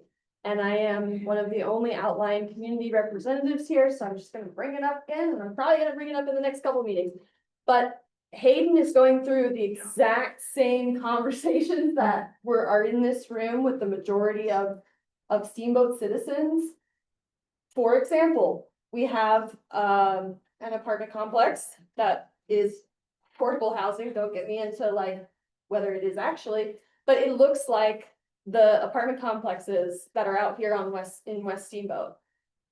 Aesthetically for Hayden, we're like, no, but we're also having the conversation of, well, do we do infill or do we just do single family housing and this and that? So this scale issue and the fact that there's a jurisdiction of the city and that it could come down to a vote of just the city is so. Well, but it's not the city, it's not just the city, because whatever happens here and the conversations that happen for housing in the city, if we don't put the housing where the people are, then it starts to become the exact same conversation in Hayden, the exact same conversation in Stagecoach and Oak Creek and Phippsburg and Yampa and Taponis. And then how are we any different than Roaring Fork Valley or Eagle Valley? We are not anymore. So let's just keep that in mind. So the reason the city is voting is because the brunt of the expense, which according to my husband, who's a developer, is $100 million before the first shovel goes in the ground. Right. So Routt County wants nothing to do with that. That's why the city's voting on it. But I'm all for let's taking it to the outer fringes and say, we're all in. I'd love to Let's all vote on it. increase our property taxes. Let's all put money in and support this. And I'm all for it. I mean, closing comment for this. I was just wondering if it would be helpful for the group if we can speak specifically when we're talking about Brown Ranch versus the Brown Ranch parcel of land. Because I think for a lot of people in this room, Brown Ranch can mean the symbol of large scale development. I literally looked up change, questions about what the Yampa Valley Housing Authority, and the vote and community division, whereas what's happening with the parcel of land is what are we doing with this piece of land called Brown Ranch? And so one question I have had as a member of this group is our goal to look at just what are we doing with this one piece of land? Or is it how are we solving this like issue of affordable housing? Because to me, those are two different conversations. And I think that's where we're maybe having some confusion as a group is it's hard to talk about how we could have the best Brown Ranch without having these other things, but where is the line there? Great And like how much, what is the balance of solutions? In fact, to that point, I think we may probably do it to make sure our language in the next meeting when we'll get to that. It's really, how do we create this vision your community wants to be a place people can afford to live in, to maintain your amazing character of your community, those kinds of things. You have to run through this question of where's the housing going to be and things like that. So hopefully we'll, as we move towards the all the above solutions in the next meeting, I think your phrasing is really important. Okay, I keep trying to give you dinner, but let's get the last 2 points in real quick. Right. Yeah. I'm just gonna speak to her for a moment. Yeah. The trickiest part with all of that though, is that our current average construction costs can't solve that problem. They can't solve the problem of affordability. You can't build cheap enough to meet any of the statistical data that we're talking about. Right, but there's like infinite solutions, right? We could be talking about wages, we could be talking about not having second homes here, we could be talking about, so it's like, where's the lines of what we're considering? And then how does that impact the way that we're approaching the conversations about Brown Ranch? And maybe the simplest was, how does the parcel of land known as Brown Ranch factor into the community's ability to survive? Right. I just think we need to get a straight answer from you guys. I don't think we should beat around the bush here. I believe we are here to decide whether or not an annexation of Brown Ranch, the real estate piece of property, should happen or not. I think we're having very good conversations and maybe we shouldn't just be focused on that. But the reason you guys were hired is to decide whether or not we should recommend to city council and the housing authority to move forward with that project. I would disagree with you that any other options as well. I think they got tired on the waters of how we approach things in this town. I mean.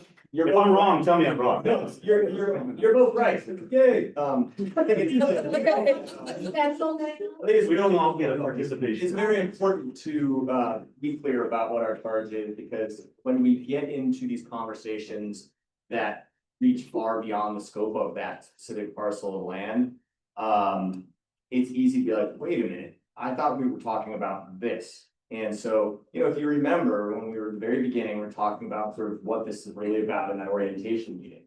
What we're really here to do is see, is there a pathway forward for Brown Ranch? Is there a pathway forward for a project that is, to repeat our 3 pillars, something that's affordable, feasible, and can be a great place? Like, that's the math that we're trying to do as a group, and see if you guys who all happen to have very different opinions about that and come from very, very different perspectives can actually come to a place of agreement around the potentiality of that pathway.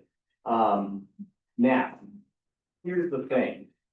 When you go back and look at the discussions that have happened in your community around the last annexation vote, in previous iterations of that project, and even today, we get into conversations about, where should the growth go? Wouldn't it be better if this was all infill? Why don't we just do the housing in other nearby communities? What about the impacts on regional transportation? So at this stage in the project, if we don't intentionally create space to sort of talk through some of those realities and begin to understand the actual sort of push, pull, and trade-offs between them, we're gonna probably end up in a spot where they're gonna just get surfaced again. So what you guys could have done is hire like a planning and design firm to just come and be like, here's a new plan, what do you guys think, do you like it? But I think what the idea was let's involve some community members with problem solving, both the sort of substantive issues with Brown Ranch, as well as the kind of larger contextual questions around these larger problems that Brown Ranch surfaces when we talk about them because of its scale. And so that's why you're both right. But fundamentally, to make sure your question, I think, puts us in a really, I'm glad you asked it. We're not doing the comprehensive plan for the community where we're asking and trying to solve all of these different questions. What's nice about it, though, is I think as we talk about Brown Ranch and the potential role it can play, I think it can inform some of what you guys are doing. And there are folks in the room who are going to be frustrated if we're like, look, if we're only talking about Brown Ranch, we're missing opportunity. So we're creating sort of a both and environment where we can explore all of these things. But fundamentally, at the end of the day, this is a question of, do we think Brown Ranch can work or not? Doesn't mean, be clear, that's not a question of, do I personally like Brown Ranch or not? That's for the community to decide. So be very clear, your job, your role, and we said this at the beginning, none of you guys are here to represent the community. You guys are here to be community problem solvers. We're gonna let the community represent themselves. And if there's gonna be an annexation of Brown Ranch, it's gonna go to a vote again, right? That's what we've been told. And so don't put yourself in the heavy position of feeling like you have to engage in this in a way where you're representing the community. You're trying to figure out, is there something that's workable here? It's a very different question. Did that help? I was under the impression, we talked about the second meeting or first meeting, he said, are we gonna be able to use all the tools in the toolbox, which were all those things. So I kind of thought we're talking about the whole system, not just Brown Ranch, is what could happen in the Yampa Valley.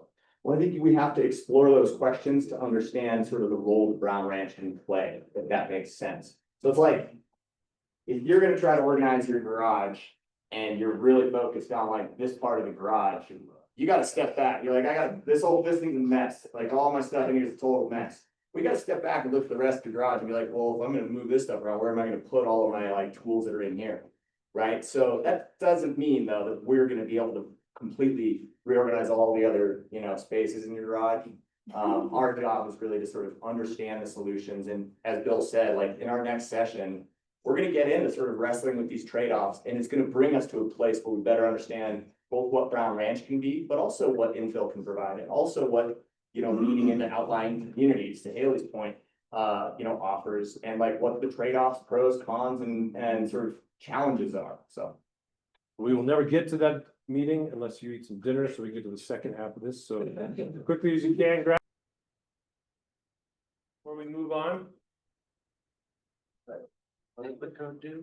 The code takes you to the PowerPoint deck, the slide deck, in case you want to just copies on your own.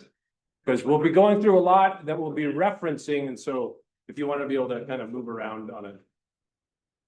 Give you another quick minute. Did you get it? Oh, is it coming through? Okay. All right, so just to set the stage for this next section.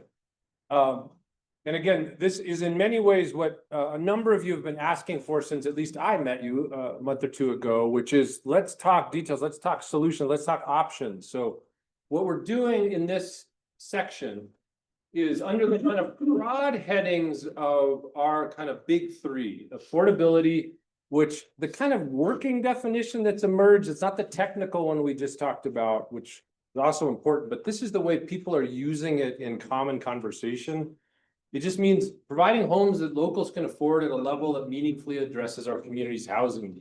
It's not a kind of housing, it's just that there's the concept of affordability broadly understood in those terms.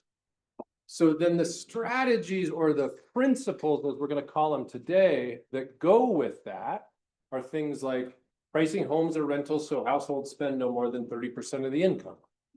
Providing a mix of options, serving that full continuum. These are the things that you just brought up that we've heard in the community. Reserving housing for full-time year-round residents with deed restrictions. Those are some of the ways we maintain affordability. Maintaining long-term affordability, not just affordability at the time of the sale. So those are examples of principles of affordability. That makes sense. Feasibility, working definition, we'll refine it with you as we go. Ensure that what is envisioned is able to be built and maintained over time, but it's going to make it through political discussions. We can fund it. It's going to last, so that it's feasible to do this. So that might include designing projects that can get the funding and permits accomplished, aligning with available subsidies and financing tools, adjusting plans to reflect market conditions, trying to predict trends and be resilient over time, sequencing development. So there's a phasing in of things so that the community isn't being asked to do everything all at once, but they're small. Those are some of the things that people have written or kind of raised as examples of principles of feasibility. And lastly, place. Ensure that what is built creates a great place that reflects our needs and values. You get those first two right, but nobody wants to live there. It's an eyesore. It doesn't feel right for the community. It's not going to.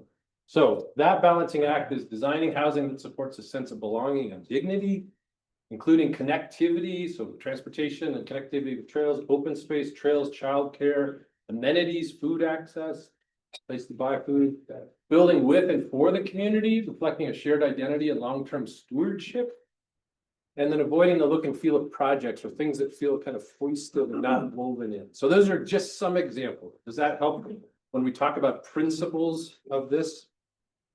So those are some of the things we've heard. Those are working definitions. What you're now going to do, hopefully, is just take some notes as you listen to what JJ walks through. And if you start identifying additional principles that you hear in some of these other cases, like, ooh, I like that. That's a great idea. We should totally do that here. That's going to capture it in your notes as we go through. Just jot it down.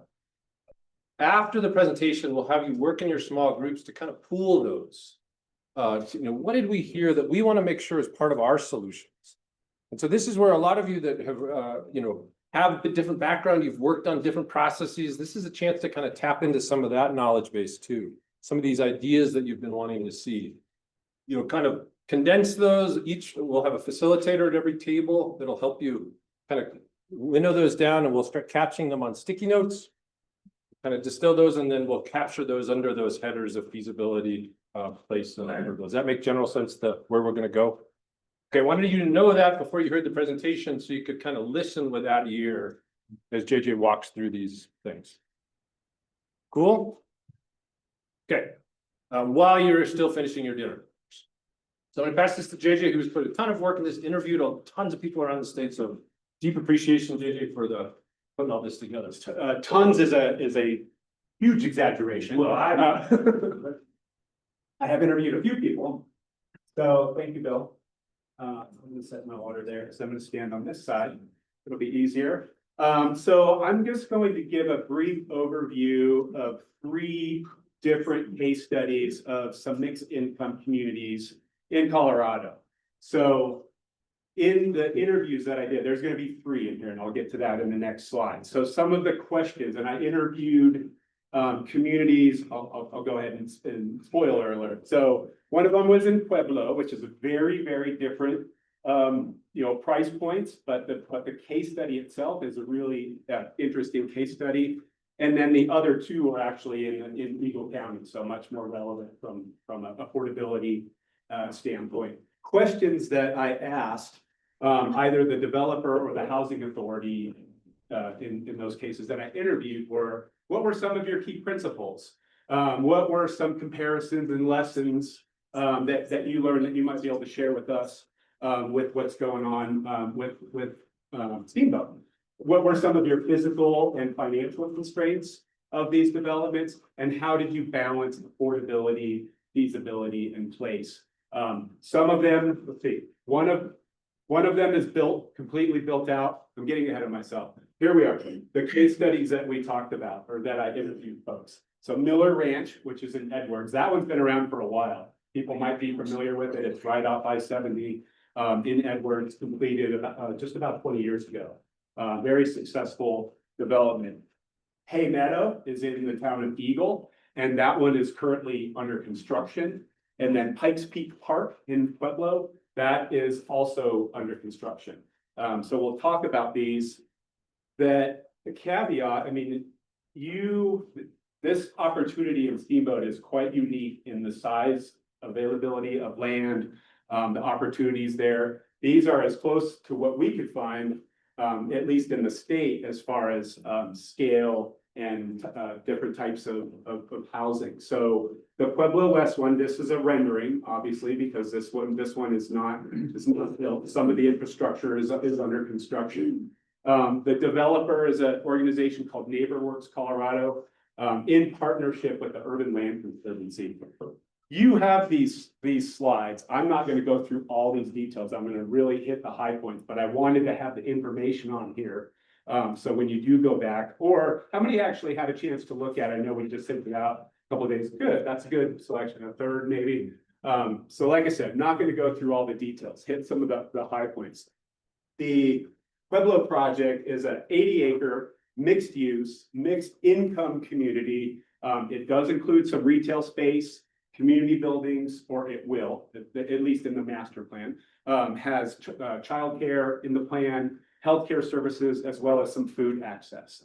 Development's going to consist, the plan shows about 600 housing units, and they're using a shared equity model, which I'm not going to go into the details. Basically, what that means is the person who buys in the ownership model, not the rental, person who buys that townhome or condo or house doesn't actually own the land. The land is, but they're building equity. Like I said, I'm not going into the details of that. 74% of the single family homes on the site will be affordable home ownership for those in the 50 to 120% AMI. So you heard Brian describe what AMI is. And 26% of the single family homes are actually going to be market rate. So sold, for whatever the market is in that community. And about 15 acres of public park space out of that 80 with connections to existing regional trails. So similar like we've heard in Grand Ranch. A lot of people have said we want to connect to the regional trails, and their plan actually showed connecting to the trails. Some of the key principles on this one, and this is really important, like Bill described, on what were the principles of the proposed development. A variety of housing types, variety of price points, and a mix of incomes to provide the opportunity for people to move up. What that means is somebody could move into one of the apartment buildings and, they are at an income level where that's all they can afford. As they move up or get raises or switch jobs and make more income, there's opportunity to then move into maybe a condominium, or maybe a townhome, or maybe a single family home, in the subsidized realm. And then ideally, the opportunity to actually move into one of the market rate homes at some point. It's also a key principle is to create a mixed use community that has retail space. We've heard a lot of people bring that up tonight. Community buildings, childcare, healthcare services. For those of you that don't know the region, and I'm not super familiar with that region, it's similar in that it's on the edge of their town. It is in the city limits, so they didn't have to go through an annexation process. They did have to rezone the property. So already in the community, so the services were there, are already in the city limits. Also provides accessible public parks and green space. I already mentioned that. Some of the big physical constraints also had some soils issues. They have shale down there. We live in Colorado. I mean, everybody has some form of shale or clay or challenging soils. They did change their design a little bit on some of that as they got further into the engineering and early studies. They had some minor grading issues. And then they're actually talking now, since the projects, unfortunately, it's actually stalled because of there was a lot of federal funding they were hoping to get, and that's not happening right now. So they're still optimistic the project's going to go through, but it is stalled right now. So they're in discussions about where should we build first. Obviously, let's try building the easiest locations first. And they're even talking about selling some of the more challenging portions of the property to other developers. And one of their major infrastructure constraints was building around this existing 30-inch water lines, almost 3 feet that run through the site. So they basically designed the green space around that water. Some of the biggest fiscal constraints, I just mentioned the hold on the project. Challenging, and I'm sure YVHA can vouch for this, many institutions and investors, they want to fund the vertical development, the exciting stuff where there's actually a return on investment. A lot easier to illustrate that return on investment versus investing in streets and sewer and water. That's a hard one to sell to investors. Hard to illustrate that return. And then as far as the funding of that infrastructure, it was mostly from ARPA funds and HUD. Fortunately, they received that funds in the previous administration. ARPA and HUD are American Recovery Act. What, I'm missing a letter there. Yeah. Maybe not. And HUD is Housing and Urban Development. Both federal. I thought it was Inflation Reduction Act or something like that, wasn't it? It's IRA. Yeah, something like that. IRA. Different recovery, yeah. I'm not going to go into the details in this, but some of the highlights on their community process that we've been doing this here. So it's good news here that they're showing that the need with numerous small focus groups, small group meetings with people to explain to the public, realtors, city council, other elected officials. To really talk about the details versus just large open houses. So they did numerous events like that.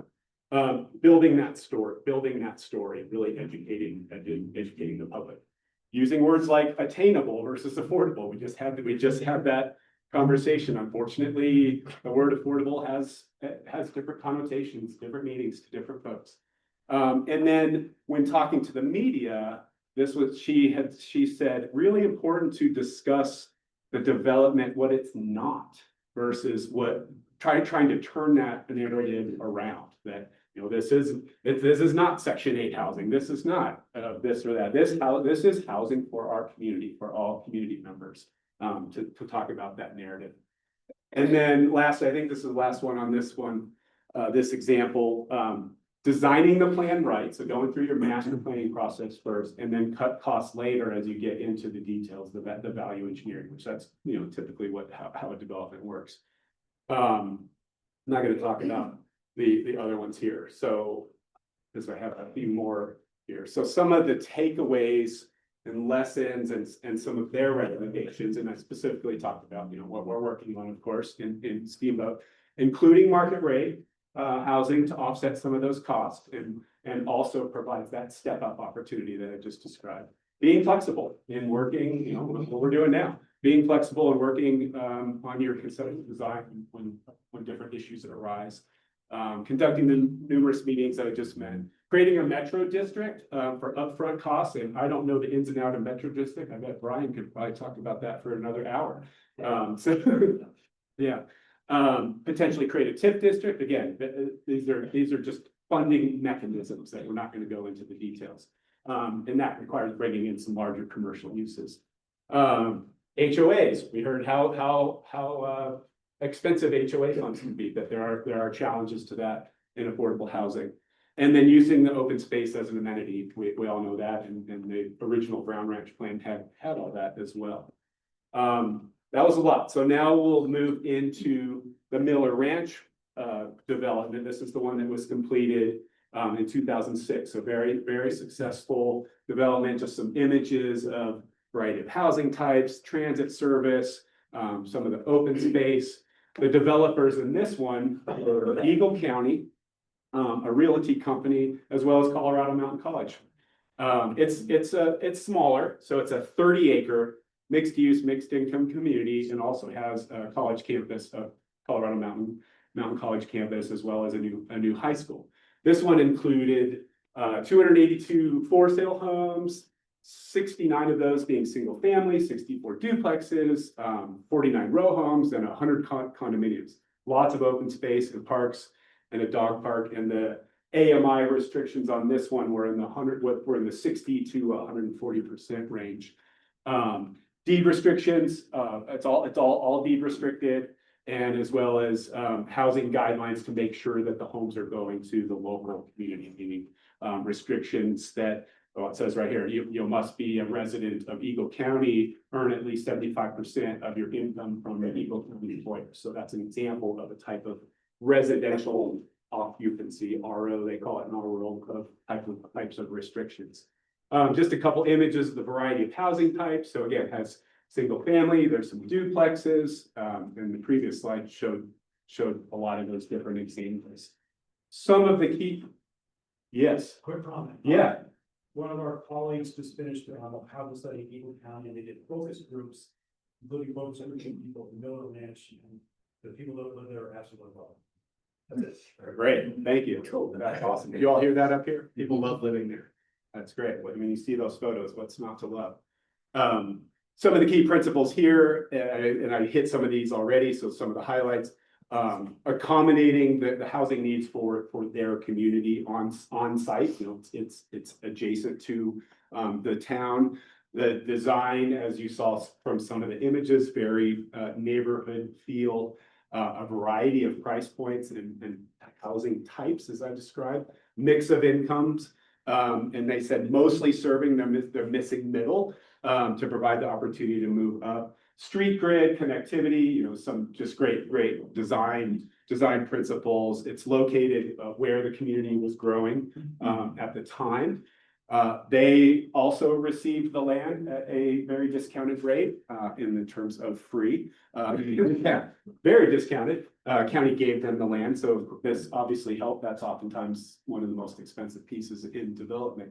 Also connected to nearby schools and parks, recreational space via some of their grids. JJ, just real quick. Yeah. Missing middle, for those who sorry. aren't familiar with that term, is a phrase that's used to capture sort of, there's two ideas. One is capturing sort of the middle income in our communities where there's simply not sort of housing types that we've been talking about that often meet those folks' needs, because especially in the past, a lot of what was affordable is only available for folks who are actually making less than folks who are sort of middle income earners. And yet then there's no housing that works for folks that are in the middle. It goes straight from like what's available that's affordable because it's deed restricted and you have to make below a certain level to be able to live there. And then it goes straight up to luxury housing. So missing middle is an effort to try to expand sort of what's available there. It also refers to a variety of housing types that are, you know, in America, we built a lot of single family and then like mid-rise to high-rise buildings. And the idea of missing middle in terms of housing design is stuff that's more in the middle in terms of, you know, duplexes, quads, triplexes, townhomes, things like that we used to build more of 100 years ago, but really haven't very much in the last 50 years. Yeah, thanks for that, Clark. Some of their biggest fiscal constraints, and remember, this was a project that was finished in 2006. So they needed $32 million in subsidy for the infrastructure. This is in the late 90s. I don't know what that would interpolate to nowadays, 100 million, probably. That's just for the infrastructure. Just for the infrastructure, yeah, probably 100 million, right? Economists, 32. Right. We need an answer. 25 years, yeah, a lot more.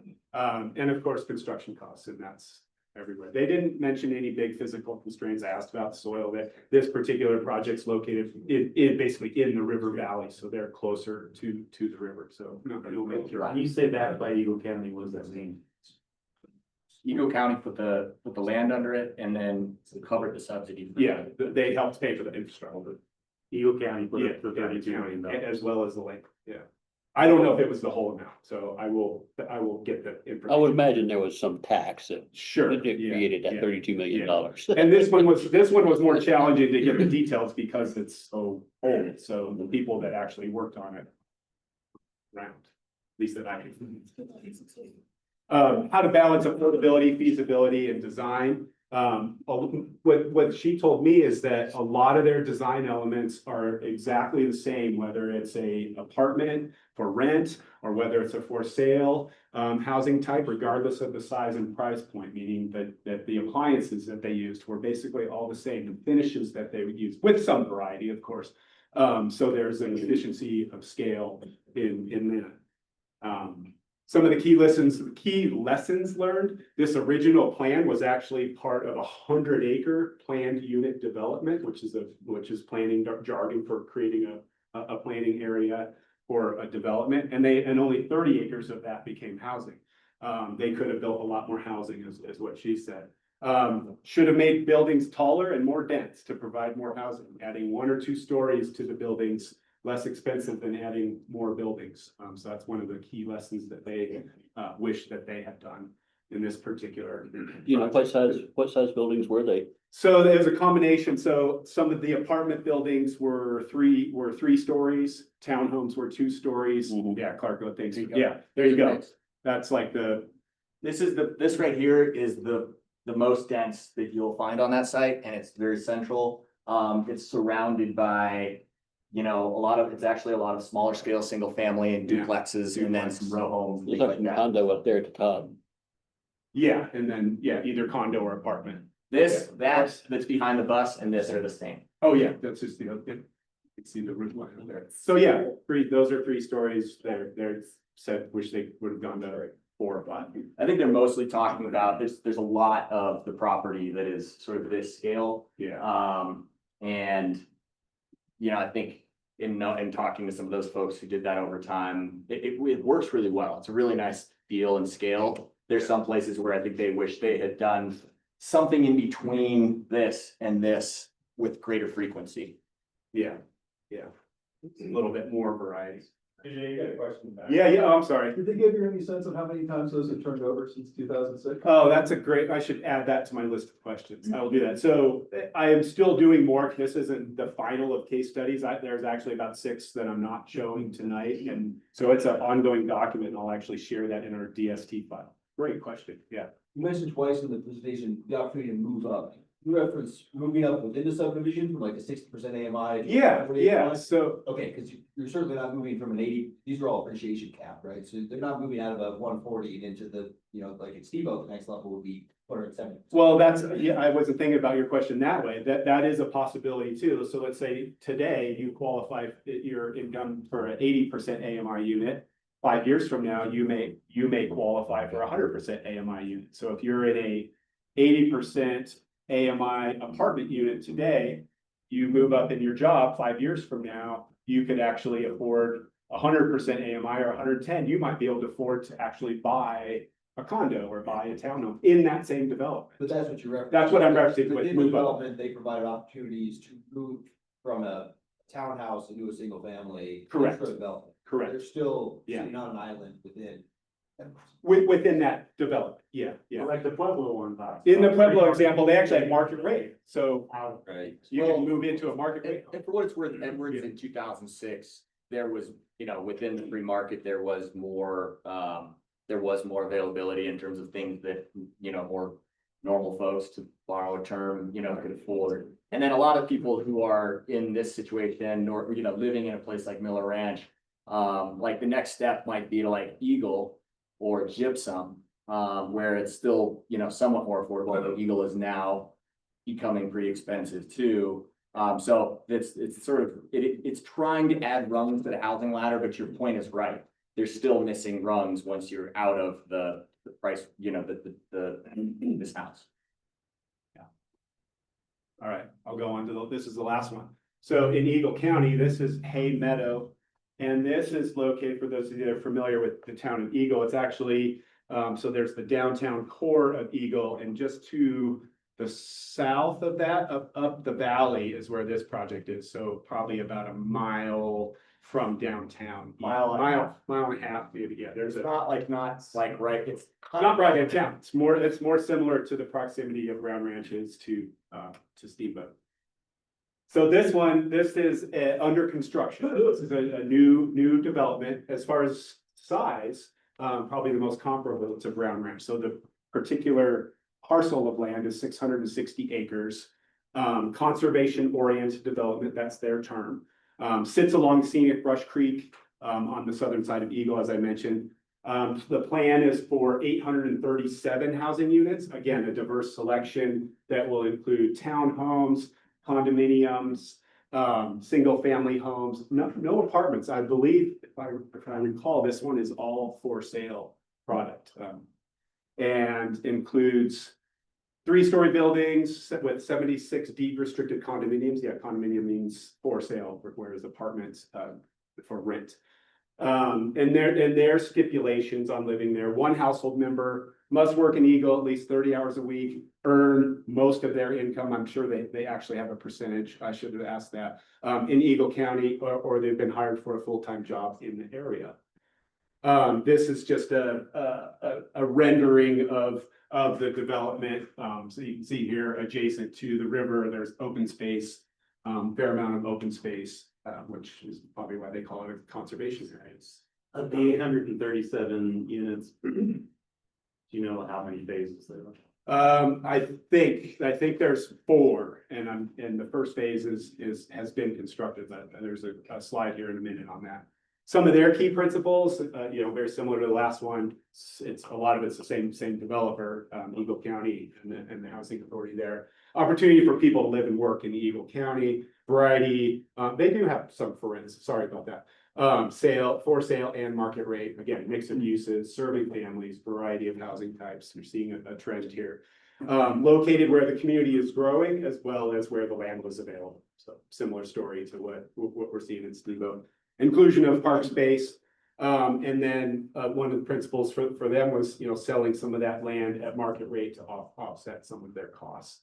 I just included a couple of details in here because this one's brand new and being planned. I thought it would be helpful for you just to see some examples of what another mountain community, what some of the housing types look like. So phase 1 has 7 3-story buildings with 76 for sale condominiums, and that breaks down into 18 one-bedroom units, 58 2-bedroom units, and their costs are starting at $410,000 up to $559,000 approximately. Some of their biggest physical constraints, again, no major issues with the soils or the floodplain, but they also mentioned every project in Colorado deals with soils issues. For those of you that were in the inquiry team meeting, we pretty much heard the same thing. You build in Colorado, you're gonna have some of those issues. They need to put in new water pipes, very expensive infrastructure. And their funding, the housing department put in a fair amount of money, $27 million. To the developer, and then the developer and the owner is actually selling off a piece of that to offset some of those costs. Very valuable land there. Similar to here. How they developed affordability, feasibility, and design.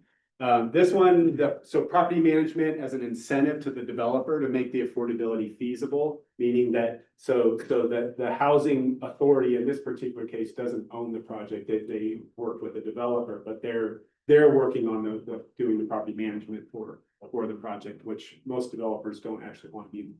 In my understanding, most developers don't actually want to be the property manager. The entire development is electric, meaning no natural gas. And then unbundling the parking. So what that means is not every unit actually comes with a parking space or a garage. And I know that can get challenging, but parking is very expensive and some people may not want a garage. They may not want to have to pay that premium garage. So there's options for units that actually don't have a garage.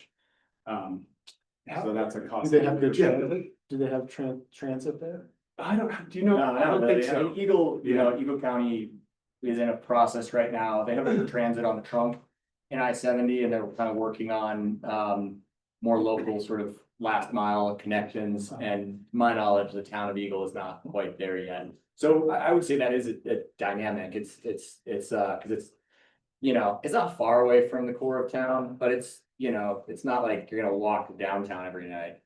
So, yeah. Or That's which just is to say, people are, given that they don't have like transit set up. Yeah, but Bear Valley has an RTA. Yeah. yes, Correct. it's a new one. So, Yeah. so that's what I'm saying. There's a trunk system. There's not, local circulators. And I made a typo here, I'm seeing, those first two bullets were actually a carryover from the other project, so disregard those, because I just copied that slide. Didn't update that one. The bottom two, so that should include more market rate, so people don't feel stuck in subsidized housing. Again, that move up opportunity, so your entire development is not just subsidized affordable housing. And then they said that the jurisdiction can't treat affordable development like any developer, meaning us providing assistance with providing parks and infrastructure and trails and schools and that, not, normally if a private developer comes in and the city is typically going to require that developer to put in all these elements. If you're, building affordable housing, that obviously makes it a lot more challenging to require affordable housing developers to include all those. Yeah, Kelly. What I'd be interested in, did you talk to them about how the process went with developing the plan? And The community process. Just the community process, the process of building the development. A little bit, and with some of these, the person I was talking to wasn't necessarily the person that had the funding, but like I said, as I'm continuing these case studies, I'll continue to build out the examples. There's a Word document that supplements this. These are just the highlights of that document, but a great question. And there was a comment earlier that I'll just bring into this comment, which was that it would be really helpful to understand some of the kind of funding and finance tools and mechanisms that are out there. And to just make sure people can have that availability, potentially through an inquiry team first, and then we can bring some of the highlights into the larger team. And so that's something that I think, we can look at some of the tools that have been used in these and other projects so that people get a better sense of like, how do you kind of bridge this financing gap between market rate units and affordable units? What are the tools that are out there? My question isn't even how you bridge the gap, it's how the process is develops to do a development like this. I've reached out through family members to New York, and I've kind of gotten the synopsis of the overview of you first get the land, and you get the feasibility study, and then you try to find the financing, and then you see if it works. And I'm just wondering if what the process is that you go through. Yeah. Because it just seems like the last process we went through not as clear, and I think was part of the problem. I just love to know from your guys' perspective, especially if you talk to these guys in Colorado, how they do it. Right. Yeah. Because they're at $86,000 subsidies, and at a couple of ours, we're at $280,000. Right. Did any of these require a public vote to happen? I don't think so. But I don't know. I didn't ask that question. Certainly the Hay Meadow has taken like most of my professional life. And I've watched the thing for years. And, in a lot of ways, I think it's gotten a lot better. The version they were gonna build 20 years ago wasn't gonna have any affordability in it. And so it hasn't had I don't think it had a public vote on annexation, but it is, from a political perspective, taken them a long, long time to get to a place where, I would say like the county 8 years ago, I was like, it's never gonna happen. And now it's like, okay, it happened. So, but I think your point is, I don't think anything. As you saw, the county was a major partner in it, so that's the difference then. Because obviously there's political hurdles, not a lot, but There had to be a vote in there somewhere. Portion of Brown Ranch, we're gonna get there again, so. Yeah, I mean, Glenwood, we've had the public vote the last couple times. We've had even a not significant project. Yeah. And, I'd say that's something that's happening more. And it's, I think we're still wrapping our heads around kind of what that's gonna mean in terms of these mountain towns being able to keep pace with the scale of the problems. Eagle County like bellied up on one of the prior projects, like what, $32 million or something like that? I mean, for them to like have that kind of money, they're not gonna have it sitting around somewhere. They had to tax to do it, so you gotta take. That wasn't a tax, but what I can say is that, yeah, that was a big investment. It was their first big affordable housing project as a county. What I can say is, and actually they took a bunch of their ARPA funds and they basically created like a huge pile of, do you guys remember what it was? It was like, I don't know, tens of millions of dollars to invest aggressively in affordable housing more recently. So they have a little bit of a history. Eagle County does not have a dedicated funding source. They have tried to pass a tax and it failed. And so instead, what they've done is actually kind of make these big kind of like, we're going to commit a bunch of money in this chunk and then a bunch of money in this chunk. And how they're doing that from a funding perspective, I don't know. But that's what they've done. They don't have a dedicated funding source for housing. Okay, when you say that Eagle County is given $32 million, it's. Well, no, the cost of the infrastructure was $32 million. How much Eagle County invested in over what timeframes and how they created the like overall like financing of that, I don't think you got into that. No, You're just saying yeah, Eagle that's a County- great clarification. They Eagle didn't County give did 32 million and built infrastructure. It was 32 million. Because that was in the prior one, not this one, not the Haymaker one. Yeah, In the What prior Eagle one, you County said. did do is purchase the land under Miller Ranch and put it under the project. So they donated the land. Yeah, freely. Yeah. So I'll just go through this last slide and then I saw a couple hands up back there. So some of the key lessons, I'll reiterate these for all three case studies overall. An opportunity for people to live and work in their community, a variety of housing types and price points, mix of incomes, including market rate in a couple of the examples. A well-connected street, sidewalk and trail system, connectivity throughout the whole neighborhood, integrating access to open space and parks, and locating where the community, both where the communities were growing or are growing and where their land is available. And then providing market rate opportunities for people to move up as well as for offsetting some of those development costs. So those were what I took away as some of the key lessons in each of in all of these case studies. Yeah, Tim. There was commercial in the first one, the Pueblo. Was there also commercial or retail in the other two neighborhoods or not? I don't believe so. Definitely not in Miller Ranch. Definitely not Miller Ranch. Yeah. If Hay Meadow has any, it'd be like very small scale Yeah, neighborhoods. I don't think it did either. Yeah, I think much. It's close to the kind of new commercial center that Eagle built. Yeah. 15, 20 years ago. You could ride your bike in 5 minutes to the commercial center there. Good question. Yeah. Yeah, Patrick. I noticed that, I think it was the Pueblo when talked about a TIF district, for finance, if there has been any consideration between the housing authority, the city, about the possibility of using, whether they could create a metro or TIF district, or using limited scope development tax exempt bonds to help finance the construction and some of the costs for the infrastructure, which are at least 75 million, if not 100, over the course of the life of the Brown Ranch proposed development. You're That's what asking Hay Meadows did, right? That's how they funded it through bonds, right? through Hay Meadow? Yeah. I thought I got it off your stuff, but I had that they did 87 million in bonds, in a series of bonds? Where did I get that information? That wasn't in this. But one of them did use a series of bonds, and bonds were a great idea. Yeah. As far as the question about the TIF and the Metro District, they did not use that. That was one of their recommendations, like, oh, if you something to think about with Brown. It's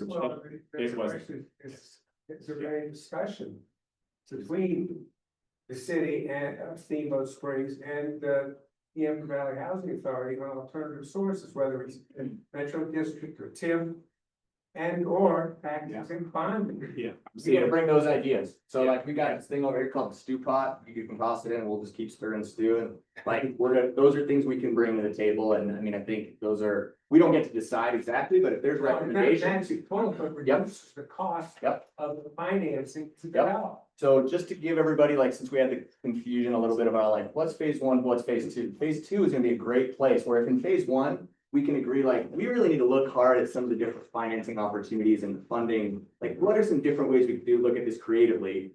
Phase two is where we're gonna be like, cool, let's test some ideas out, see what actually works. And there's probably gonna be some things we didn't understand or know that now we know better. And see if we can arrive at some recommendations that we can then put forward. Does that make sense? So you're taking us to a perfect spot for that. Great segue for, first of all, round of applause, JJ. Thanks, JJ. All right, so we're back to that task that I showed you beforehand. Hopefully we've been taking some notes, jotting ideas down. We're gonna have a facilitator at each table. We've got Emily here, Kayla's here, JJ's back there. Clark, if you're able to join this group here. Yep. And hopefully you took some notes. We're gonna kind of pool your wisdom as a group, kind of share them out quickly. If a number of folks have taken the same note, that's fine. For the